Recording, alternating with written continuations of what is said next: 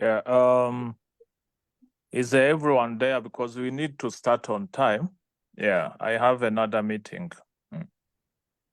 Good afternoon, Dr. Harmajit. Hi, It's such a great Manjunath. pleasure.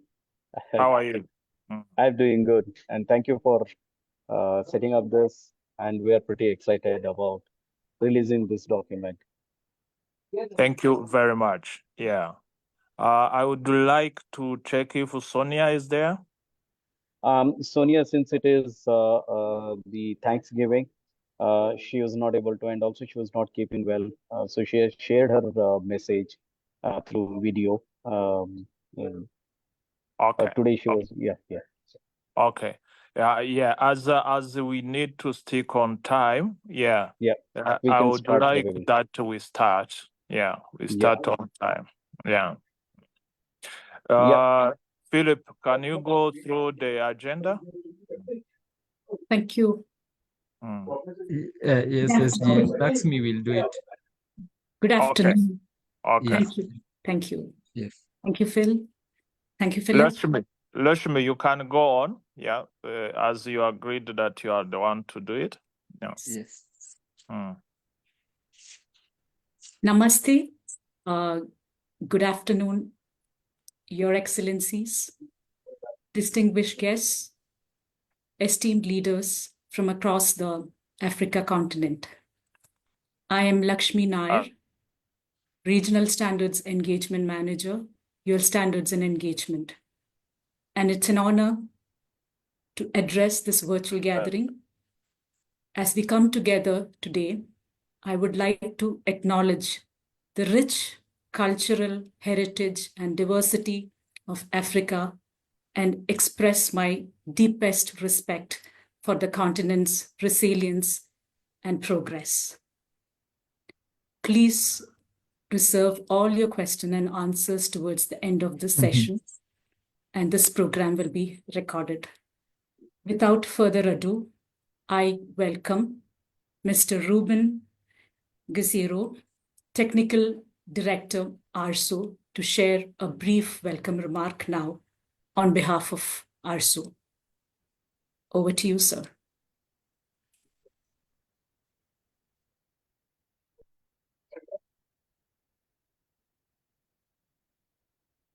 Is Dr. Ruben around? Philip?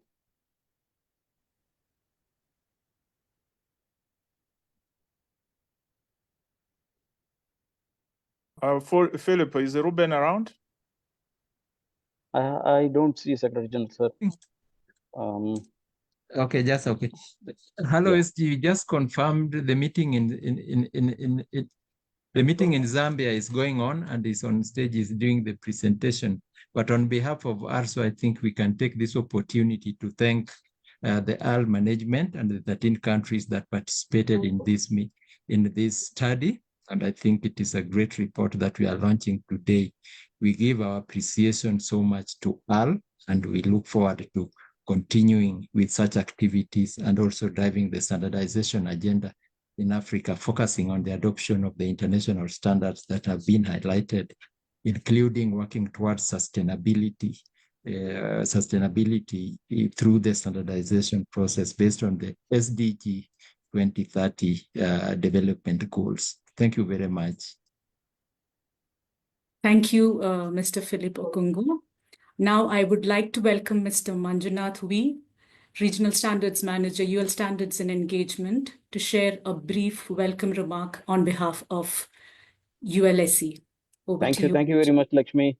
It's a great honor and pleasure to be with this. All the ARSO members and Secretary General Sir Dr. Harmostin Nensing Mana and the entire ARSO team. I feel like I am coming back home after almost 2.5 years of silence. Thank you for accepting to be working on this standards opportunity report. How do we really build a robust standards ecosystem in Africa? So with that, I am pretty excited that the study that we did under your guidance, Secretary General Sir, has really brought out a lot of things which we can work together and make build a robust quality ecosystem built on the standards. With that, I would welcome all the ARSO members and also my dear friends who worked on this report, um, Masego and Lilian. Welcome to all of you. With that, Lakshmi, over to you. Thank you, Mr. Manjunath. Ladies and gentlemen, unfortunately, our keynote speaker, Ms. Sonia Bird, Vice President, International Standards, Fuel Standards and Engagement, is unable to join us live today. However, she has shared a pre-recorded message, which we will play now.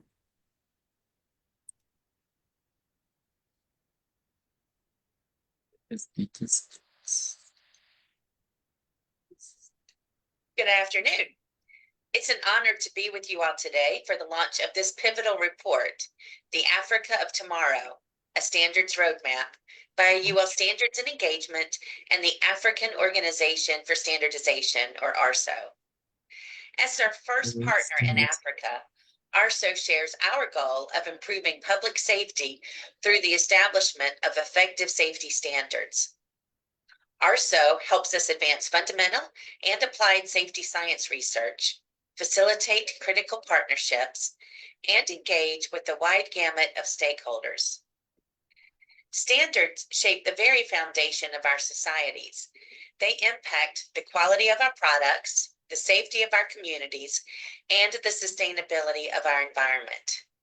Standards allow us to protect our resources, secure our supply chains, and empower industries, both large and small, to compete on a global stage. Yet standards are more than technical details. They are a language of trust and cooperation across borders. UL Standards and Engagement is a nonprofit dedicated to making the world safer, more secure, and sustainable. Our long-standing partnerships with various government bodies, research organizations, and leading academic institutions over the years have helped us conduct rigorous independent research, share knowledge through safety education and public outreach initiatives, and develop standards to ensure safer environments. Africa stands at a unique crossroads. The continent is home to one of the world's fastest growing populations and economies. But for Africa to truly take advantage of these opportunities, we need robust and harmonized standards that can support the development of new industries, promote innovations, and ensure that our growth is inclusive and sustainable. Given the large size of Africa, we selected countries and a few sectors as a sample representing the entire Africa. This was based on the focus area for Africa and at the same time aligned with ARSO's vision. This study maps the standards ecosystem related to fire safety, renewable energy, and sustainability, opportunities for the adoption of global standards and to adapt them locally. It highlighted the need for developing local standards in the focus areas in select countries as a model for the larger African continent. The report further highlights the opportunities for global standards adoption or adaptation and emphasizes the need for the development of the local standards in the focus areas and opportunities on how we could work together on capacity building and standards development and implementation. We sincerely thank ARSO for helping us engage with their member nations through this research initiative. In addition, we thank the National Standards Bureaus and key policymakers who participated in the study. We look forward to working with ARSO and its key stakeholders in taking this mission forward. Thank you. Thank you, Sonia, for sharing your valuable insights and perspectives with us today. We appreciate the time and effort you took to record this message for us. Now it's my pleasure to invite Dr. Hemogen Singamani with us to share, the Secretary General ARSO, to share his remarks. As we all know, Dr. Singamani remains a strong pillar in Africa's journey to industrialization, self-reliance, resilience in the post-COVID period. Over to you, sir. Yeah, thank you. Thank you very much, Rashmi. And I would like, first of all, also to thank Sonia for managing to record the message. And I'll thank the whole UR community and management that collaborated with us on this study. We have seen 13 countries participating, but at large, we had many stakeholders involvement in this study. I would like to mention just a few points. When we deal with harmonization of standard at the continental level, we are now at 18% for the standards that we need for the Africa Continental Free Trade Area. 18%. We need to cover more, 82%, to serve our community, especially the private sector, because it's the one suffering if the products are not reaching the market. It's very important that while we develop this standard, we also take into consideration the most important thing of safety, but also the interest of different countries. This study is in line with what we want. We want countries to participate knowing that these standards will be implemented. That's the main objective of this study, and the continuing collaboration with different stakeholders, different standard organization development. And I would like to mention a key point of view. We need, as Africa, to understand that there are different stakeholders in development of standards, and we need to look for our interests. You might find the standard from UL better than any other in different areas. Just go forward, utilize those standards, and if need be, then reach out to ARSO, which is your organization at the African Union level, to harmonize those standards. I look forward for the implementation of the recommendation of the study and the question and answer session. That's mainly ARSO and UR will be maybe telling you more. And I look forward to the launch by our president, Professor Alex Dudo. I thank you very much and looking forward to the launch and the further collaboration from this study. Thank you very much. Thank you, sir. Now I would like to take you all through the key highlights of this report titled The Africa of Tomorrow, a Standards Roadmap. Just a second.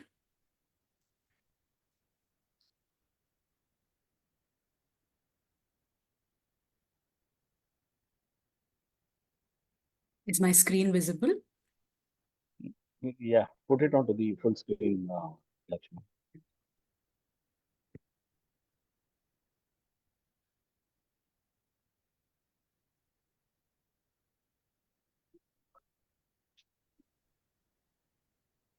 You can put on a slideshow? Yeah. Thank you. Yes. Thank you. Highlights of the report.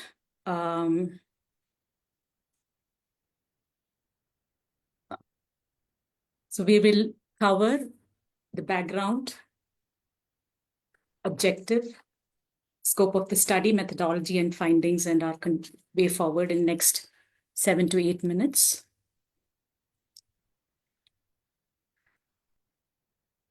It's with great pride I stand here to present the highlights of this report. The partnership with ULSE and ARSO symbolizes the power of international collaboration and highlights the shared commitment for advancing standards development and implementation. It's a small step in the direction of strengthening our collective expertise and shared understanding that harmonized standards are essential to unlock the continent's full potential. We all know that ARSO's fundamental mandate is to develop tools for standards development, harmonization, and implementation of these systems. UL Standards and Engagement translates scientific discoveries into standards and policies that have the power to make a systemic impact on public safety across the world. We partner with leading minds and standards development organizations across the world. The collaboration represents a powerful synergy, and we saw a strategic alignment and signed an MOU in 2018. The MOU was signed with the purpose of improving knowledge sharing between the two organizations, promoting the organization's communication and collaboration, as well as using UL Standards and Engagement's resources to strengthen ARSO's standards development system. Our objective of the study has been to very much in sync with our MOU collaboration objectives. The objective of the study was to study the current standards ecosystem in selected countries that represent the entire region and in few selected priority areas for focus study. The scope included a national standards ecosystem assessment with 3 primary objectives. The scope of the study included 13 countries as a cross-section of a large cluster of African countries. The countries that were part of the study is named in the slide. And as I mentioned in my previous slide, the focus areas identified were fire safety, renewable energy, and sustainability. To highlight opportunities for global standards adoption or adaptation and underline the need for the development of local standards in the above focus areas and opportunities, and explore both organizations to work on capacity building in the area of standards development. As my colleague Mr. Manjunath mentioned, we worked very closely with One Stop Quality Holding and Rwanda Standards Board to carry the study and make recommendations for the achievement of the objectives signed between ARSO and UL Standards and Engagement. Talking about the 3-pronged methodology we followed for information sharing, we conducted a desktop review. In this case, the organization that had not published their standards in the form of standards catalog, we ran a search on their website for standards relevant to the scope of the study.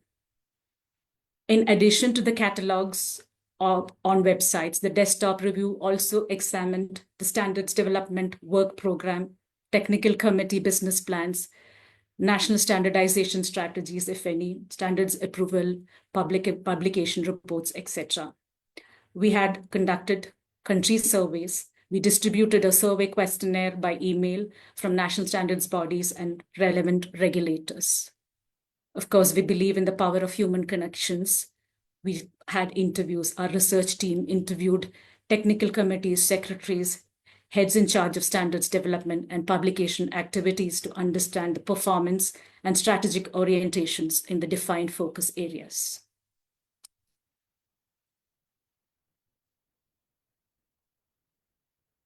In a nutshell, our findings were adoption or adaptation of global standards is not uniform. A uniform, structured approach is missing.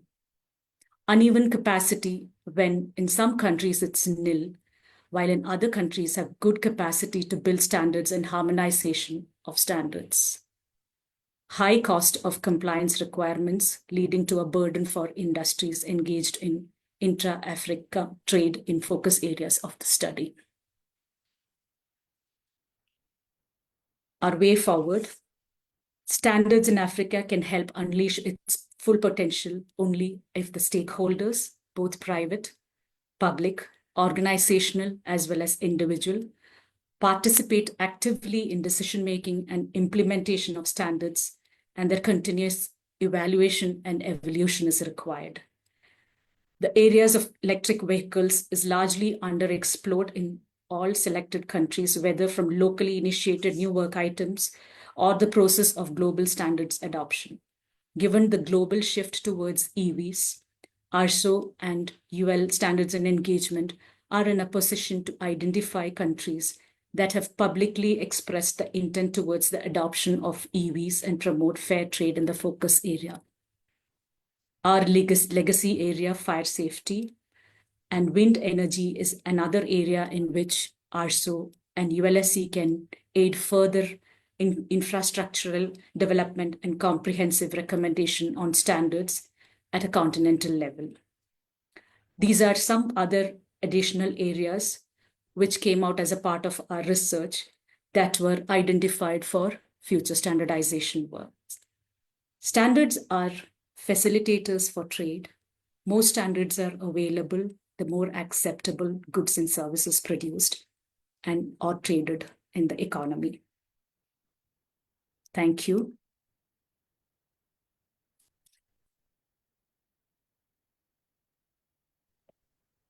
Thank you very much.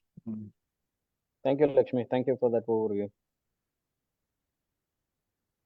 Now I would like to invite His Excellency Professor Alex Dodo, President of ARSO, and Mr. V. Manjunath to launch the report. It's currently available. Please feel free to go through the report and share it with our key stakeholders. Thank you. Thank you very much, Lakshmi. Professor Alex Dodo. This is the report, and it's a great pleasure to release this report virtually and also make sure that this report is available. The same thing has been already uploaded onto the ULSE website. It would be available. We are also sending out copies or the printed copies of this to ARSO headquarters so that the same can be shared with all the ARSO members. And with that, may I request Professor Alex Dodo to give his comments.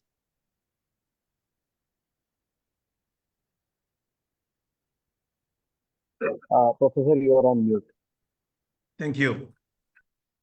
So first and foremost, I think on behalf of the entire ARSO community, the Central Secretariat in Nairobi with the Secretary General, and all ARSO member countries, not just the 13 countries, we want to thank UL Standards Engagement for this partnership, because we see beyond that. Looking at the work done, the roadmap for the Africa of tomorrow, with its focus on fire safety, renewable energy, and sustainability, we believe we have the tools now, one, to bring our various national standards bodies together towards harmonized standards in these three areas. Secondly, this study has given us the challenges that we have seen or that we do know. They have been highlighted very much for us, the high costs, the poor adoption of standards, and it will help us together with UL Standards and Engagements in coming closer together and adopting or adapting international standards. So with these words of thanks, and on behalf of all of you, as President of ARSO, it is my pleasure and indeed my privilege to declare the document titled The Standards, the Africa of Tomorrow, which has been developed by UL Standards and Engagement and ARSO duly launched. So the Africa of Tomorrow study report is duly launched. Thank you very much. Thank you. Thank you very much. Thank you, President. Thank you so much. And also, may I request all of you to switch on your videos and cameras for a group picture together? All of you out there. Yes, please. We have more than 140. Yeah. We'll Put on your cameras. As much as possible, sir. Yeah. We have to stop showing the document, then we can see them. No. Yeah. Lakshmi, yeah, that's great. Thank you.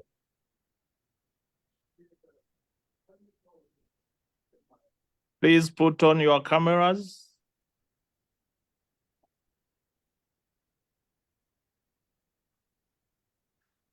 Dan, can you see everyone? Yeah, some. Yes, I can see them. We can keep on taking photographs of every Okay. page. Yeah. Who is doing honors? I mean, Lakshmi, are you taking the screenshots? I have requested Richie to help me, Manju. Okay, that's great. Thank you. Smile, please. Maybe though it's a virtual, I would request everyone. Cheese. Lashmi, maybe you can go ahead with the next agenda item. Sorry. Yeah, You the can next go agenda ahead item. with the next agenda item. If there is like few questions, yeah. Yes, sir. Yes, sir. Yeah. If there are any questions and comments, because we have yes. 5 minutes more, Yes. let's have those questions or comments and try to respond as much as possible. Thank you. We have a few minutes to go, and feel free to unmute and ask specific questions. Yes, I do see hands up from, pardon me for the pronunciations, Mr. Giselle Belek. Yes, please go Okay. ahead and ask your Oui, question. bonjour, monsieur. It's Miss Giselle. Bonjour, monsieur. Félicitations au précédent orateur et félicitations à l'ARSO pour l'initiative. Ma question va dans le sens de comprendre si les résultats de cette étude peuvent être extrapolés à toute l'Afrique. Parce qu'il a été mentionné que 13 pays ont pris part à l'étude. Est-ce qu'on pourra extrapoler les résultats de cette étude à toute l'Afrique? Merci. Gisèle, en fait, comme le Snappy. président l'a dit, c'est que ce qu'on prévoit de faire, c'est qu'on a vu les observations qu'on a pu avoir dans l'étude. On va voir comment maintenant dans les travaux d'harmonisation, on va inclure comme tous les jours, on va inclure tous les pays membres de l'ARSO. C'est ce qu'on va faire. Mais à ce moment-là, on ne prévoit pas directement une autre étude, mais il faut utiliser les résultats qu'on a vus pour un peu faire du travail en incluant tout le monde. Merci. Oh.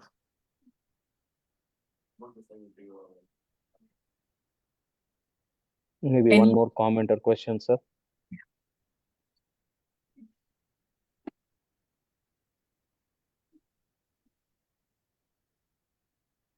Philip, do you see any other hand, or we close the meeting? Currently, no any other hand. I've also checked on the chat. We don't have any questions on the chat. There is one except for a small comment. request. Yeah, there is a small request that a translation to English for the previous question and answer as a gist. No, there is also a comment which says the Africa map that we have presented on this slide 7 was not okay. Yes. We have taken note of it and we'll correct it. Thank you very much for that comment. Yes, maybe if the translation was not there, I was saying that we will use the recommendation of this study while we work on this recommendation, include everyone, as the president of ARSO has said. Thank you very much. Thank you very much, sir. Thank you, everyone. Thank you, Secretary General, sir, and also ARSO members, my dear friend Philip Okongu, for this great opportunity to work together, and we look forward for implementation of this outcome of the opportunity report that we have brought out. Thank you once again. Have a great evening. Have a great day ahead. Thank you. Bye-bye. Thank you very much. Thank you, and Philip, on behalf of ARSO, you can go on with the thanks remarks. Yes, yes, SG. Thank you very much. We want to take this opportunity as ARSO, the fraternity, and ARSO Central Secretariat, to thank all the members, to thank all the stakeholders, to thank all the experts, and to thank everyone who had the opportunity to join us in the launching of this study report, which was done. We want to take this opportunity also to continue thanking all standards and management for this opportunity also, so that we launch the study and taking the time to work with the ARSO on this, and also encouraging other stakeholders that this is a way to go so that we identify the gaps and we continue on the standardization work. We want to thank the Secretary General for leading us in this event. Most sincerely, we want to thank Ms. Sonia for the remarks that she gave and giving the confidence that there's opportunity for greater cooperations.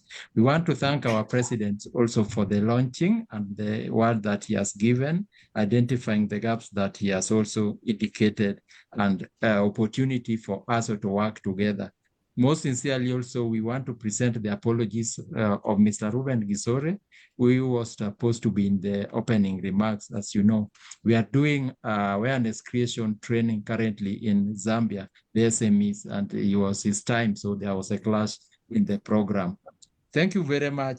And I think with that, SG, we want to inform everybody here that we have our monthly webinar taking place also today, and we welcome you all again as we had circulated in at 2:30 p.m. so that we see the automotive sector and industrialization in Africa with collaboration with Emanor and Morocco. We want to thank you so much once more, and we look forward to greater cooperations with all other stakeholders with all fill the gaps in the industrialization agenda for Africa. Thank you so much, SG and all. Thank you all. Thank you. Thank you. Thank you. Bye-bye. Thank you. Bye. Bye. Bye-bye. You look Bye. great, President. Yeah. Thank you, Yeah. SG. Thank you. Thank you, sir. Thank you. Thank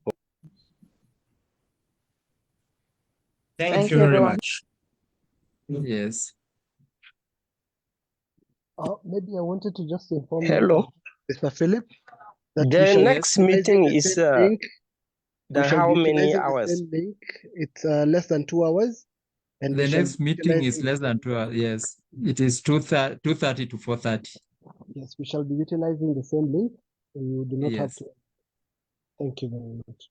Yeah, we see Mohammed, hands up, but Mohammed, you can do the question on the chat box. We'll take care of it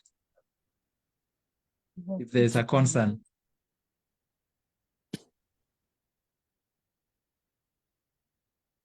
Yes, Mohammed, your hands are still on. We can take, if you have any question, we can take it. Yeah, I cannot activate my micro. You listen to me now? Yeah, we can hear you. Yes. We can take it and forward it, yes.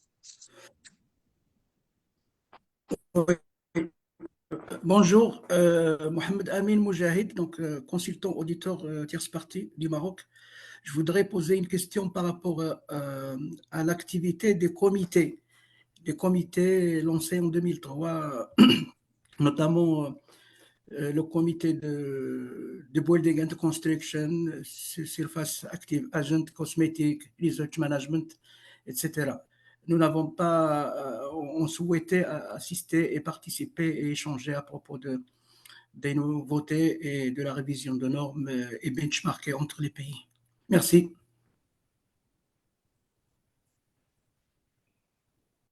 Yeah, thank you very much. That is well noted. The Committee on Building and Construction, I think is going on. The activities are there. So we will take up on this. You can type for us your, otherwise you, through the Emanor, you can register that request and then we will follow it up. But I know the Construction and Industry Technical Harmonization Committee is on. Thank you. Okay, thank you very much. We look forward to the next session, which we are starting shortly at 2:30. Thank you.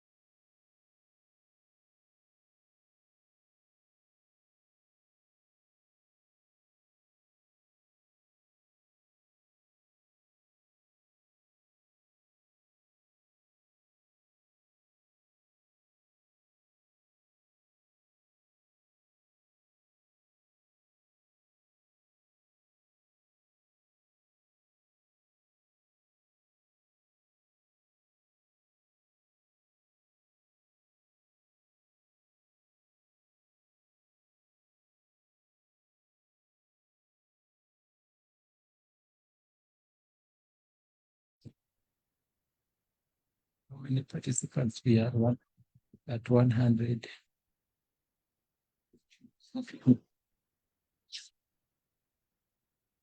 Brian, come.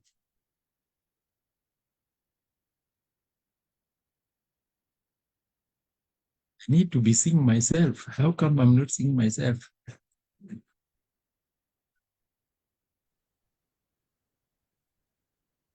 Before I start, let me first do the review. Sorry.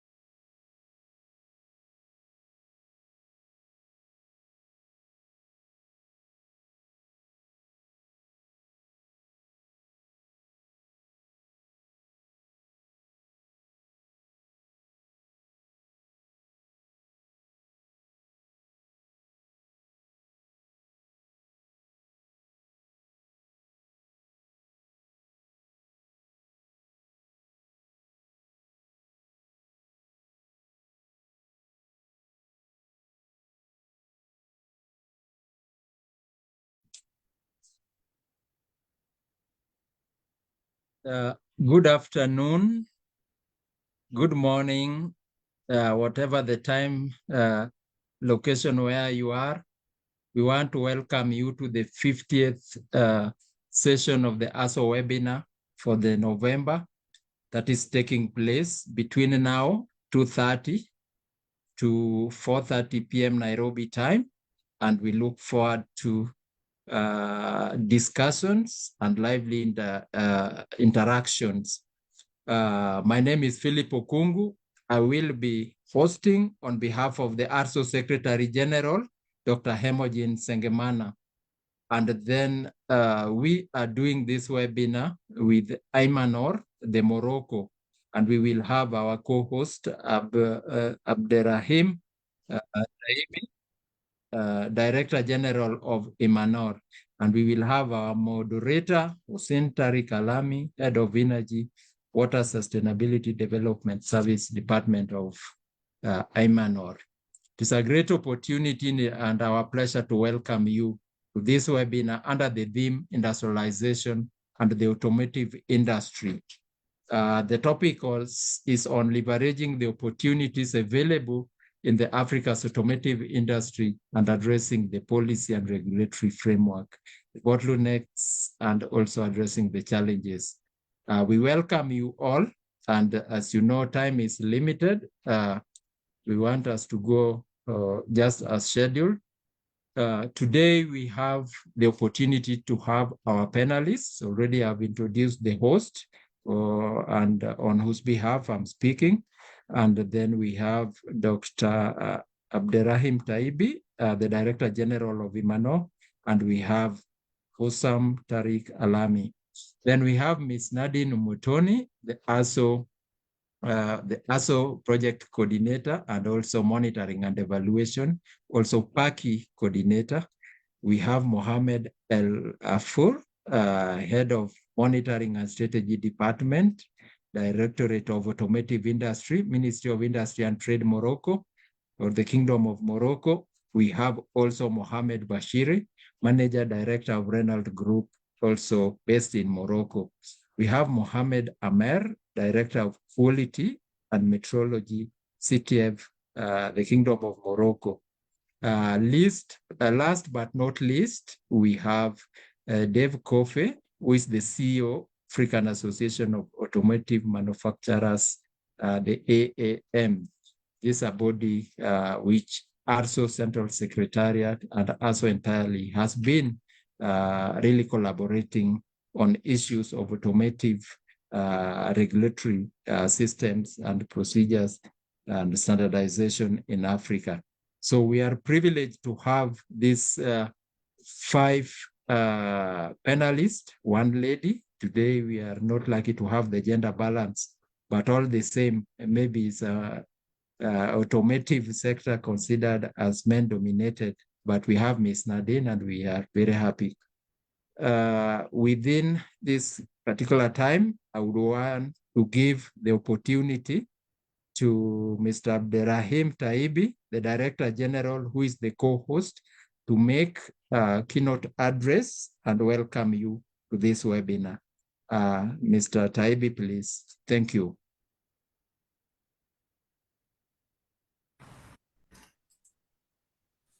Bonjour, merci beaucoup, Monsieur Philippe. Donc, c'est un plaisir de participer avec vous à ce webinaire. C'est l'occasion de souhaiter la bienvenue à tous les participants et également de remercier nos panélistes qui ont bien voulu et qui ont accepté d'animer et de partager avec les participants leur point de vue et surtout les réalisations dans le domaine de l'industrie automobile. Je salue particulièrement nos panélistes marocains qui ont réagi dès que nous les avons contactés, qui ont réagi positivement pour co-animer et faire des présentations et des témoignages, chacun dans le domaine le concernant. Je m'adresse mes remerciements à Monsieur Mohamed Bachiri qui qui a pu libérer de son temps précieux ce moment-là pour partager avec nous l'expérience d'un grand groupe marocain qui a une grande expérience dans le domaine automobile et qui développe et qui participe au développement de l'industrie automobile au Maroc.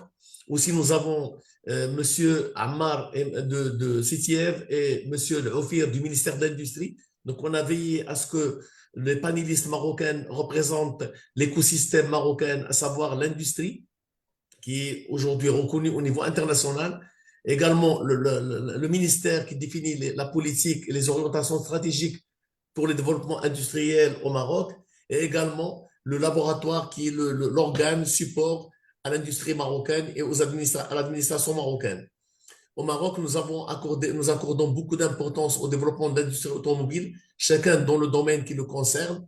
En ce qui concerne l'IMANA, on travaille en large collaboration avec le ministère de l'Industrie, bien sûr, parce qu'on est placé sous la tutelle du ministère de l'Industrie, mais également avec la profession, parce que la norme aujourd'hui, elle est faite surtout pour intéresser la profession, pour aider l'entreprise à se développer, mais également à s'aligner sur les bonnes pratiques internationales. Donc, nous avons, dans le cadre avec ces composantes, nous avons élaboré une centaine de normes marocaines qui sont équivalentes aux normes internationales et aux règlements internationaux. Nous avons également mis en place des systèmes de certification des produits qui intéresseront aujourd'hui l'ensemble de l'écosystème automobile, et également les normes de système de management auxquelles beaucoup d'entreprises marocaines, pas uniquement les fabricants automobiles, mais également leur écosystème, beaucoup de fournisseurs automobiles sont certifiés dans les différents systèmes de management au Maroc. Vous allez voir avec M. Bachiri comment est orchestré cet écosystème. Donc, ils sont certifiés aux normes internationales. Ils ont acquis l'expérience internationale en matière de production, de qualité de production, mais également en matière de management et de maîtrise de tous les aspects liés à la production, à une bonne production, à une production de qualité. Pour accompagner davantage ce secteur, nous avons mis en place un label Salamatuna qui s'appelle Salamatuna, qui vise à assurer l'authenticité des pièces de rechange automobile, parce qu'il y a la première montre, mais également il y a les pièces de rechange pour s'assurer à ce que tous les produits mis sur le marché marocain sont authentiques. Nous avons mis en place ce label en collaboration avec le ministère de l'Industrie, mais avec la profession. Et aujourd'hui, il est mis à la disposition des importateurs, des distributeurs et des fabricants pour attester, pour rassurer aussi bien le fabricant automobile que l'utilisateur sur l'authenticité et sur la qualité et la sécurité des pièces de rechange. Nous avons également mis en place d'autres outils qui permettront de garantir la sécurité routière. Nous avons la norme marocaine qui est reprise dans la norme internationale, la norme ISO 39001 sur le management de la sécurité routière, qui permettrait de valoriser l'effort des fabricants automobiles sur la route à travers la maîtrise de tous les aspects liés à la sécurité routière. Et notre comité est ouvert. Donc, chaque année, nous avons un programme riche en propositions émanant aussi bien des professionnels que de l'administration, que d'autres parties concernées. Bien sûr, notre objectif, c'est de partager avec nos partenaires et surtout avec nos amis africains dans le cadre de notre continent, de partager les différentes expériences afin de profiter chacun de sa part de l'expérience des autres parties, et la présence de nos panélistes marocains montre comment le fabricant, aussi bien le fabricant automobile que l'administration, que le laboratoire sont attachés à la coopération avec dans le cadre du continent africain, au développement de normes africaines harmonisées, parce qu'on voudrait aussi être impliqué dans l'harmonisation de nos normes africaines au niveau du continent africain dans le cadre de l'ARSO, afin de se servir des normes internationales, pas uniquement pour assurer la fluidité des ventes et de l'écoulement des produits, mais également pour prendre en compte les spécificités de notre continent dans le développement des normes internationales qui s'imposeront sur les différentes chaînes de valeur, mais également pour intégrer dans nos normes automobiles les différents aspects liés au management et liés aussi au changement climatique, parce que la question de gestion des gaz à effet de serre s'impose aussi à l'industrie automobile. Donc, nous avons une expérience à partager aussi avec nos amis africains, et pour travailler ensemble dans le cadre de l'ARSO afin de disposer à terme de normes, de produits, de systèmes de management et de différentes abordant ou traitant les différents aspects liés aux conditions climatiques. Donc voilà, je vous souhaite la bienvenue, et on aura assez de temps pour discuter, échanger et surtout pour définir les axes de travail dans l'avenir. Voilà, je vous donne la parole, Philippe, pour poursuivre la présentation du webinaire. Merci beaucoup.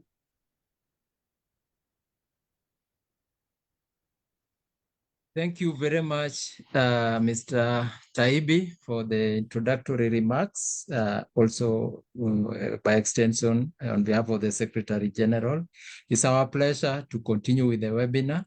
We have aligned the webinar sessions, and we think with these panelists, we are going to be able to address the issues with regards to the theme and also to the topic about the African industrialization, manufacturing. You see, the automotive industry fits very well in this case.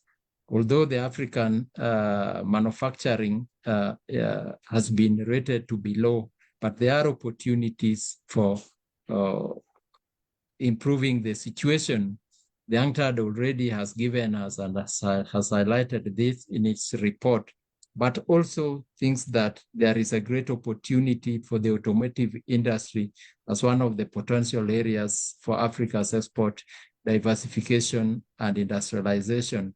And there is need for the African countries to participate in these opportunities that are there. Already we have Morocco and South Africa who are doing well in this case, and you can see that is why we have so many panelists also from Morocco and doing this webinar on this theme in Morocco. You see the policy initiatives like the UN declaring the decade for 2016-2025 industrialization decade for Africa, the third industrialization decade for Africa, or development decade for Africa. So these ones are great opportunities. The Agenda 2063 which gives us the opportunity to highlight what we really need to take into consideration to move the African industrialization agenda, the action plan for accelerated industrial development, the African Vision Program for Infrastructure Development. All these talks to Africa need to work on its industrialization agenda. The FCFTA now gives us the greatest opportunity, where it is said that the FCFTA could lead to USD 10 billion decrease in imports from outside the continent. This one also should include the automobile or the automotive industry. So we look forward to the discussions as we highlight the opportunities under the FCFTA. You see a continental market, and for this, the automotive industry, there is a great opportunity. The expansion of the middle class in Africa, the rising consumer incomes, and the issues of a projected annual demand for 10 million passenger vehicles 2030, and the spillover effects in terms of the benefits, facilitation of domestic and continental level of industrialization, technology and skills, and creation of backward and forward linkages. All these automotive industries in a position to ensure happens in the African industrialization and the development agenda. There is normally the issue of imported cars, and it is about balancing between the need to meet the demand for the automotive or the vehicles in Africa, but at the same time also considering the other issues which also come with it. On the negative side of it, you see the issues of the poor quality, the emissions, and also the associated road accidents. And this is why we need to build our regulatory framework, testing, so that we have vehicles that are fit and of good quality and of low. We don't have these issues of accidents. But at the same time, also taking advantage of the opportunities that is already being highlighted in the FCFTA. Look at the trade priority sectors, and automotive is one of the trade priority sectors of the FCFTA, and which, given the situation that we have in Africa and the opportunities, we need to explore. So this webinar wants to give us, or is an opportunity for us to interact and engage to see how we can fulfill the opportunities that are arising within Africa. So we have countries which have also pushing forward in ensuring that the industrialization, manufacturing in the automotive sector, taking advantage of the opportunities within Africa, as highlighted. On partnerships, I already talked about the African Association of Automotive Manufacturers, and I think this is the private sector, and this is where public and private sector cooperation is very key, and we have been working with AAM in so many different ways, and including also working with the Flexim Bank in ensuring that at least we unlock the potentials of the sectors for Africa's industrialization. On the issues of regulation, standardization, this one we will get from one of our panelists, highlighting the way forward. As Mr. Taibi has said, we need to do harmonization of the standards, development of the standards, so that we improve on manufacturing and trade within this sector. And already these are some of the standards that ARSO itself has harmonized, so that we improve both manufacturing and trade within the automotive industry. We are going to hear more of this from Ms. Nadine, and who can use and implement these standards. Already you can see we have our police officers, law enforcement, regulatory systems, manufacturers, and all of that. So these are great opportunities that the standardization gives us. Imanor itself, today we are working with them on this co-hosting of this webinar.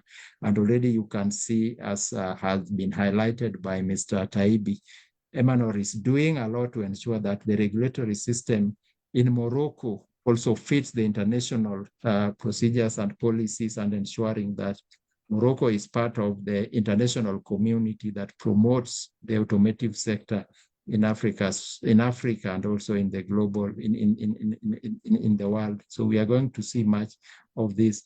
The webinar objective is to have a platform where we interact, see the opportunities, the challenges within the manufacturing industrialization in Africa and the automotive. And these are some of the specific objectives. Let us have a better understanding of what happens in the automotive industry in Africa, the manufacturing and the opportunities and the private sector collaborations. Our host of today, on whose behalf I'm speaking, is Dr. Hermogen Sengemana.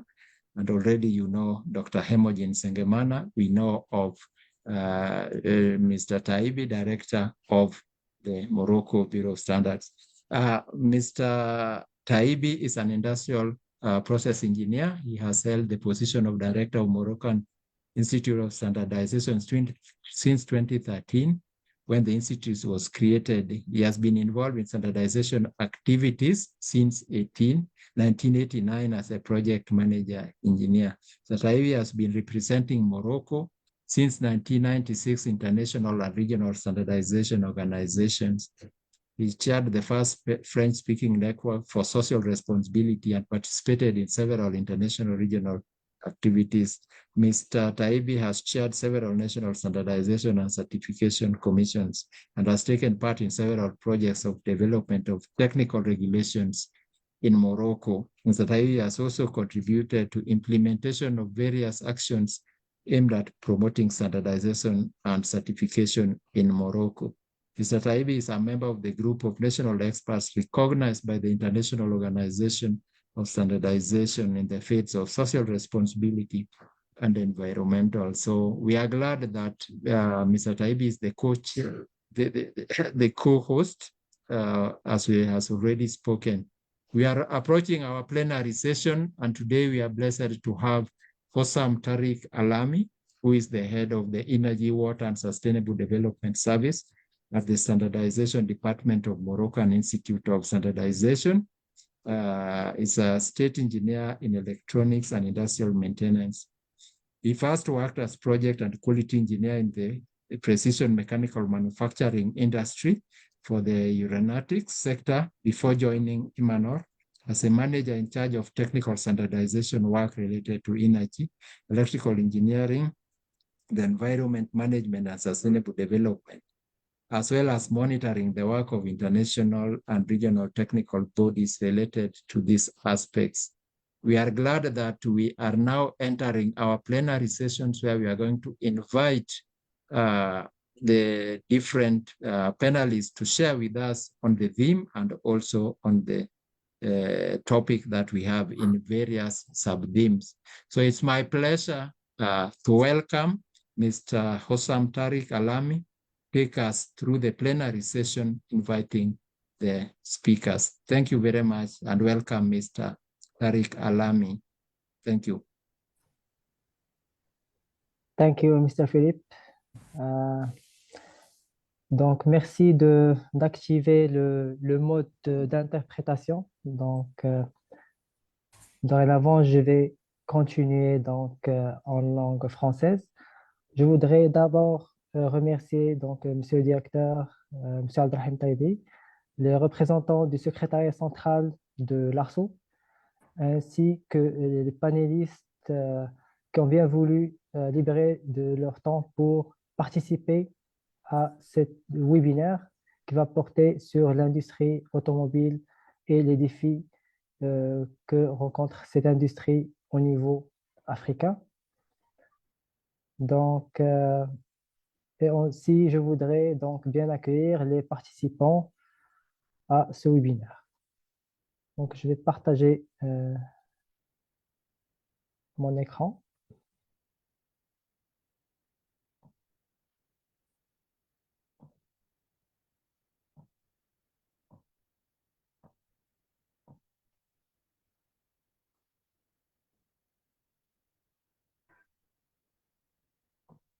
J'espère que vous voyez bien donc la présentation. Notre première panéliste, Madame Nadine Oumoutoni, du secrétaire central de l'ARSO, va nous présenter donc une présentation autour du rôle de la normalisation dans le développement d'une chaîne de valeur de l'industrie automobile en Afrique, mais aussi les potentiels et les opportunités offertes par les normes et les schémas d'évaluation de la conformité dans le cadre de la zone de libre-échange africaine, la ZLECAf. Donc, Madame Moutoni est une experte responsable de la coordination des projets ARSO, mais aussi de la politique de la qualité et de l'infrastructure qualité en Afrique, connue sous le nom de PACI. Elle travaille au niveau du secrétariat central de l'ARSO, donc elle a occupé plusieurs postes de responsabilité et aussi travaillé dans plusieurs travaux de normalisation et de certification dans différents secteurs, l'agriculture, le textile, l'industrie automobile, etc. Donc, sans plus tarder, je vais donner la parole à Madame Umutoni pour présenter son présentation en demandant de bien vouloir respecter 10 à 12 minutes pour votre plan. Et merci.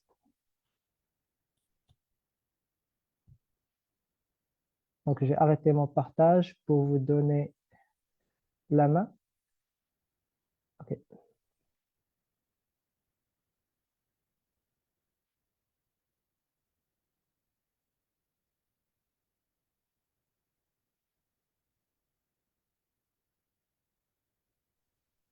Good afternoon, everyone. Can you see my screen? Yes, we can see it. Yes, we confirm. Participants Is it? Yes, before just starting, I don't think, is there, Mr. Interpreter, is it online? Because I see in chat there is a problem in sound. Is there a French, English translation is working? Yes, the interpreter is supposed to be there. Okay. But let us just confirm. I see, yes, there's confirmation. Madame Nadine, vous pouvez continuer.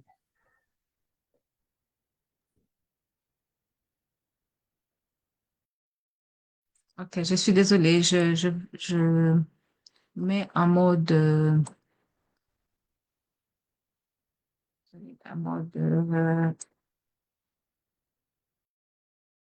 Yes, if you can put it in presentation mode, Ms. Nadine.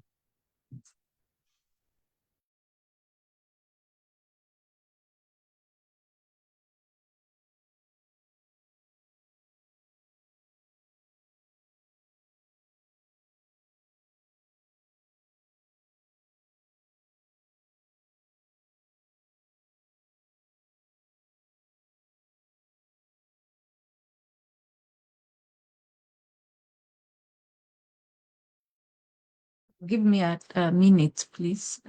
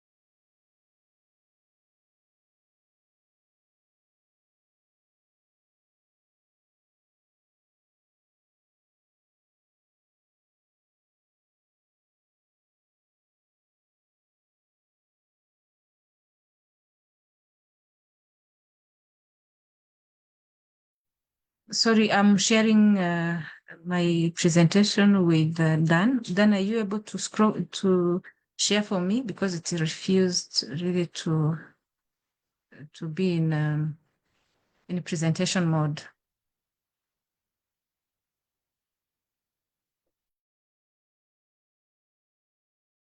I will be sharing it on the screen. Please go ahead.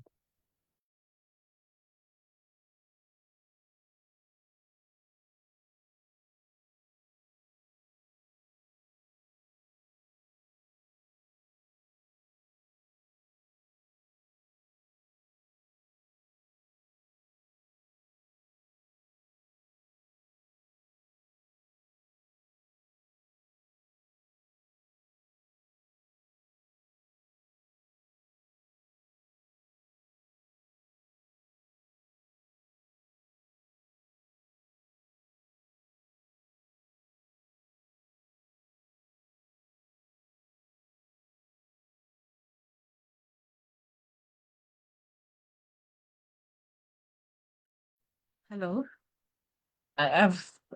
I'm going to share anyway, but I have shared with the IT team. If you can open for me, please. Please confirm.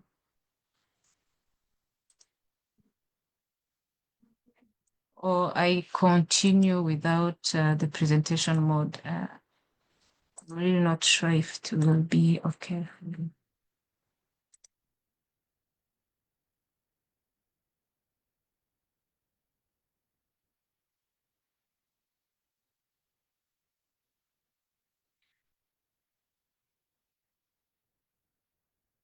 It's not, it's okay. Let me continue without sharing the full screen. But it's refused. It is inactive. See, can you send it to? It's now full screen. You can begin.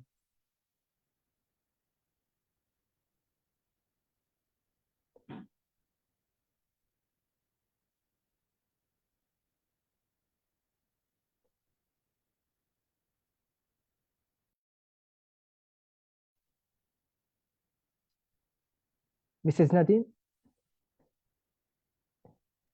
Sorry, I was muted. Yes. Sorry for Yes. the inconvenience. I was saying that I can immediately go through the presentation because you have introduced me and you also introduced my topic. It's not moving. Okay, so I'm just introducing ARSO. Before we go into the topic, ARSO is an intergovernmental organization, and I know most of us know what ARSO is. It was formed in 1977, and that was an initiative of the Organization of African Unity. And currently it is the African Union. And at that time, the Organization of African Unity was together with the United Nations Economic Commission for Africa. They formed ARSO with a mandate to facilitate inter-African trade and global trade through provision of harmonized African standards and conformity assessment. To date, we have 42 member states represented by their national standard bureaus and one observer member. We have an automotive industry, which is still at a low level, if I can call it so. As Mr. Okungu has mentioned in his presentation, it is observed that Africa plays a very limited role in the global automotive industry, with many national markets that are supplied by imports of used vehicles. And however, the market is still growing, and this is due to expansion of middle class of the African population, and also the promoted regulations on age limits, which now is slowly banning the import of used vehicles. In Africa, we also have a few countries that are developed in terms of production of new vehicles, and this is South Africa, Morocco, which are dominating other countries.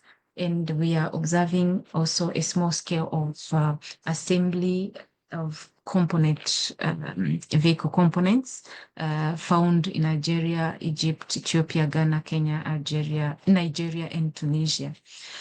In terms of quality production, we have issues with standards and conformity assessment in some of the countries.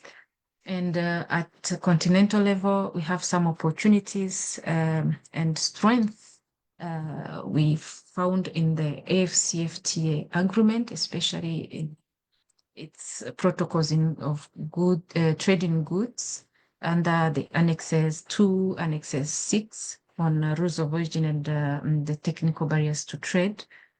We have ongoing initiatives by ARSO and its partners and stakeholders in setting standards, quality standards that are facilitating the industry to deal with the complexity of technologies, and also to set some regulations and measures that are reducing pollutant emissions and protect the animal, human, and plant health.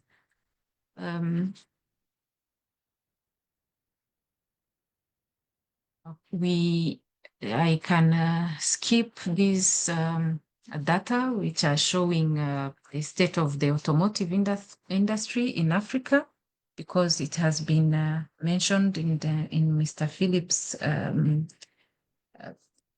presentation. Okay, and also this one is the new vehicle market in Africa, of course, which is dominated by South Africa, Morocco, Egypt, and Tunisia. We have now the current initiatives. The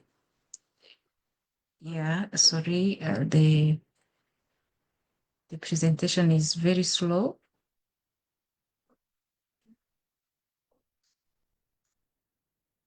Okay. Sorry, they are not moving. I'm sorry for lagging behind, but in any case, let me continue. I know my presentation. The current initiatives in the continent, at Africa, we have the African Union initiatives, which which the African Union has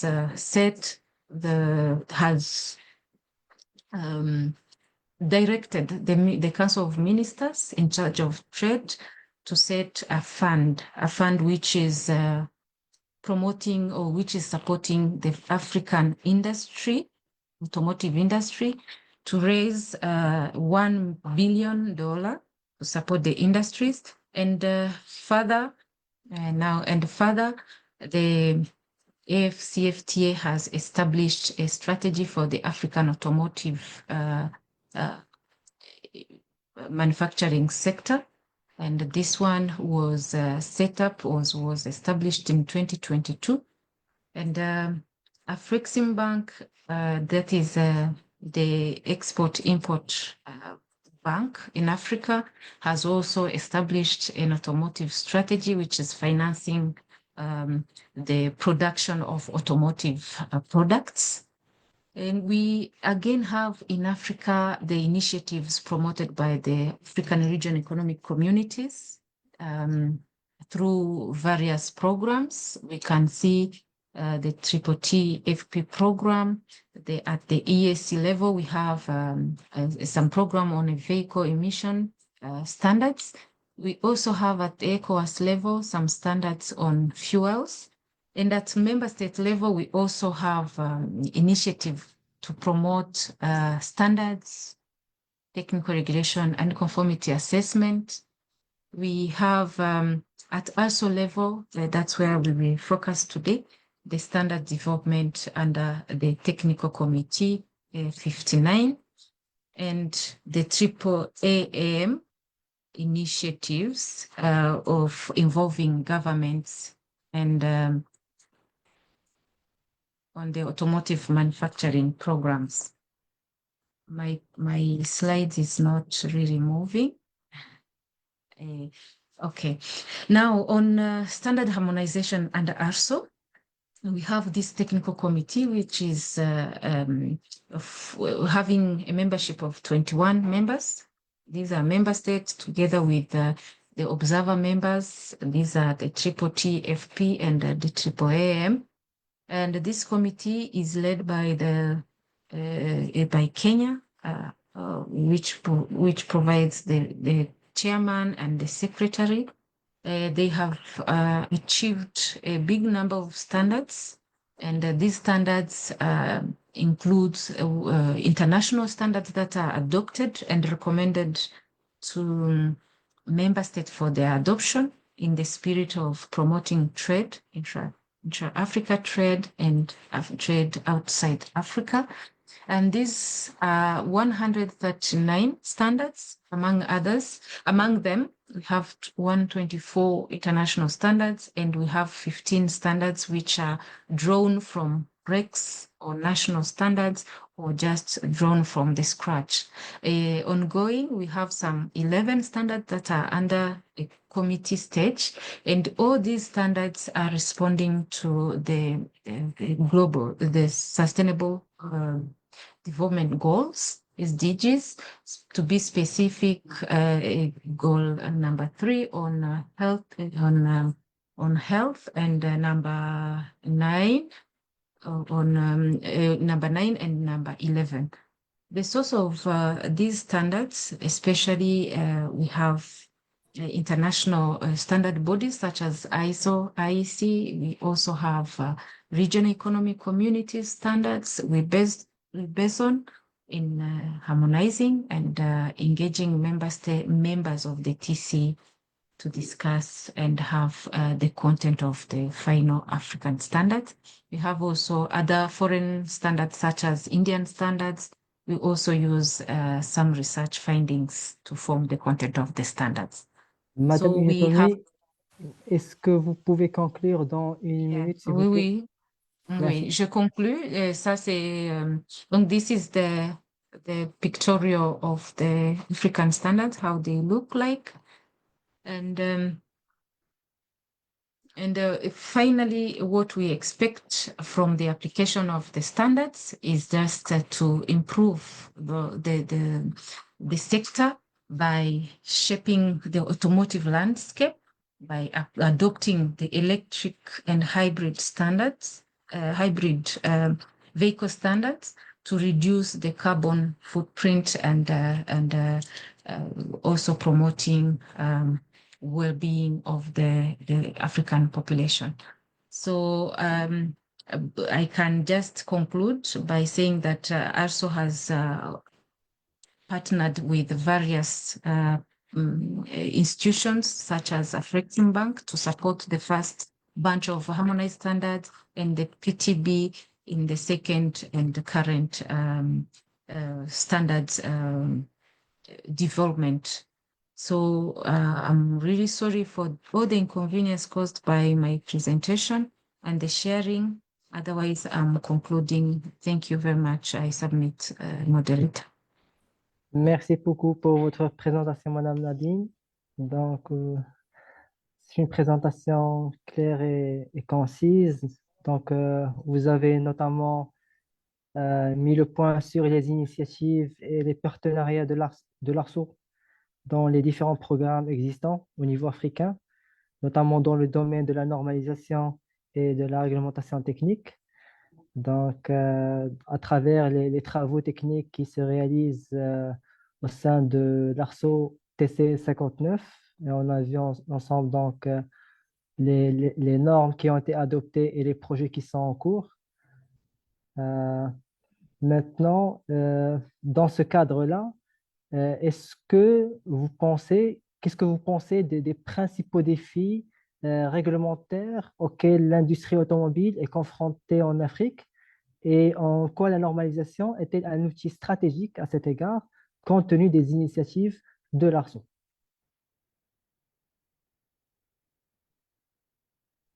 Okay, thank you so much.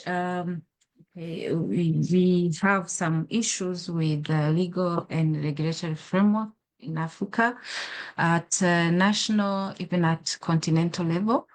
There was a lack of automotive policies that are regulating trade, even manufacturing, and protecting domestic markets from counterfeit products. So that issue, I can say that it is being tackled on, it is being resolved by providing the harmonized standards. We are all aware that regulatory or regulations are drawn from scientific data and international standards. Where the international standards are not available, they are now referencing the African standard. By using African standards slowly and slowly, the African countries will be able to have technical regulations that are facilitating trade, that are not technical barriers to trade. And we hope that with the recently approved or adopted technical regulatory framework at African Union level, we also the trade will also be promoted by member states once the framework is adopted. So in summary, I can say that ARSO with the African Union and the other Pan-African quality infrastructure institutions are working together to facilitate the industries, not only the automotive, but the African industry in general, by providing the standards and also by guiding the policymakers to frame their technical regulations that are harmonized or accepted by all the member states. So that is what I can say this.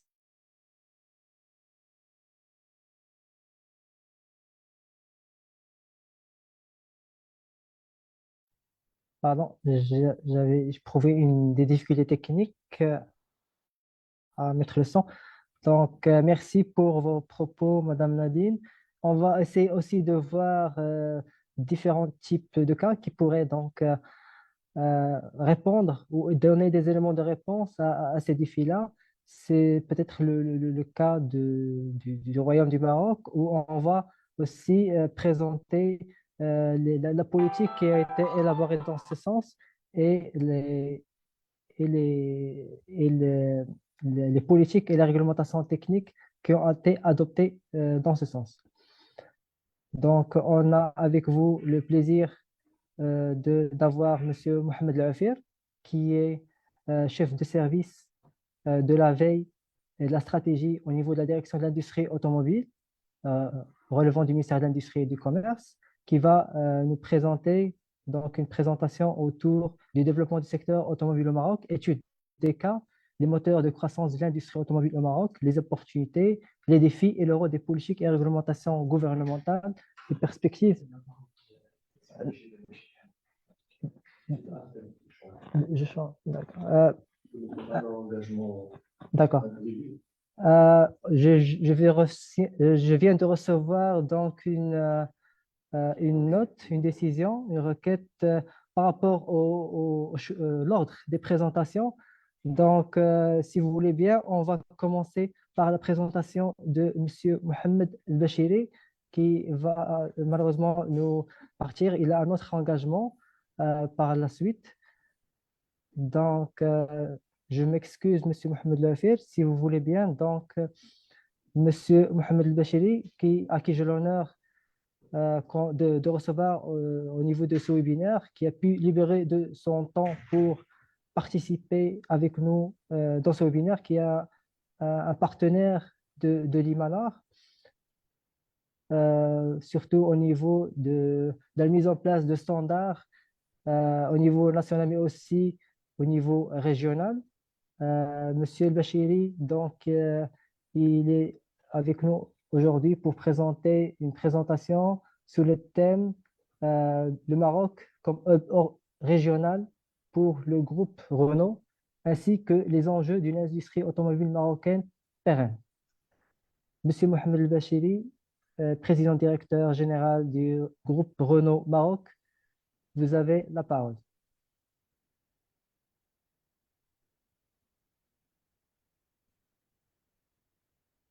Et pardon pour donc ce changement dans le programme qui sort de notre ressort.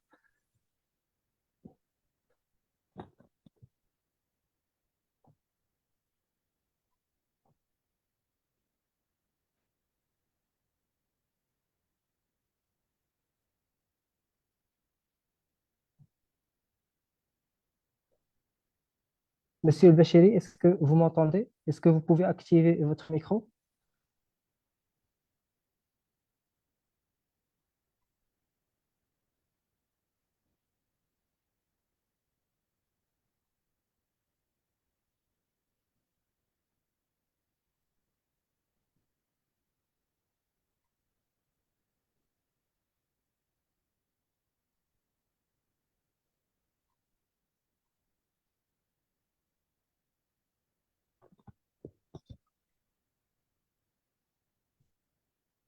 Yes, we can see his presentation if we can put it on presentation mode. Monsieur Bachiri, on ne vous entend pas, mais on voit la présentation.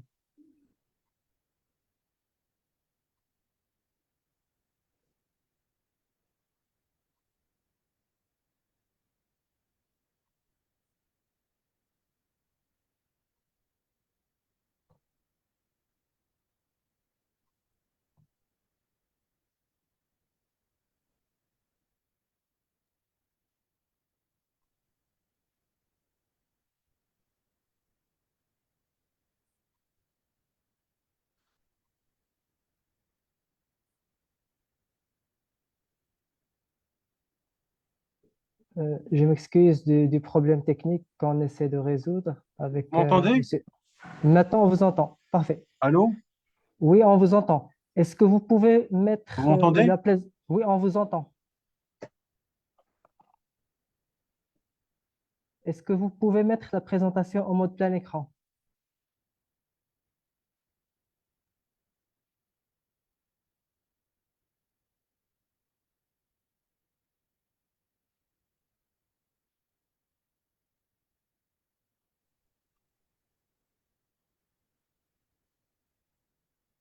On vous entendait tout à l'heure, maintenant on ne vous entend plus. Vous m'entendez? Maintenant on vous entend. Très bien, merci beaucoup. Est-ce que vous pouvez mettre la présentation en plein écran? Oui. Donc vous avez 10 à 12 minutes pour faire votre présentation et je vous remercie encore une fois pour pour le temps consacré. Très bien. Est-ce que vous voyez ma présentation? On la voit, mais pas en plein écran. Est-ce que vous pouvez la mettre en mode plein écran?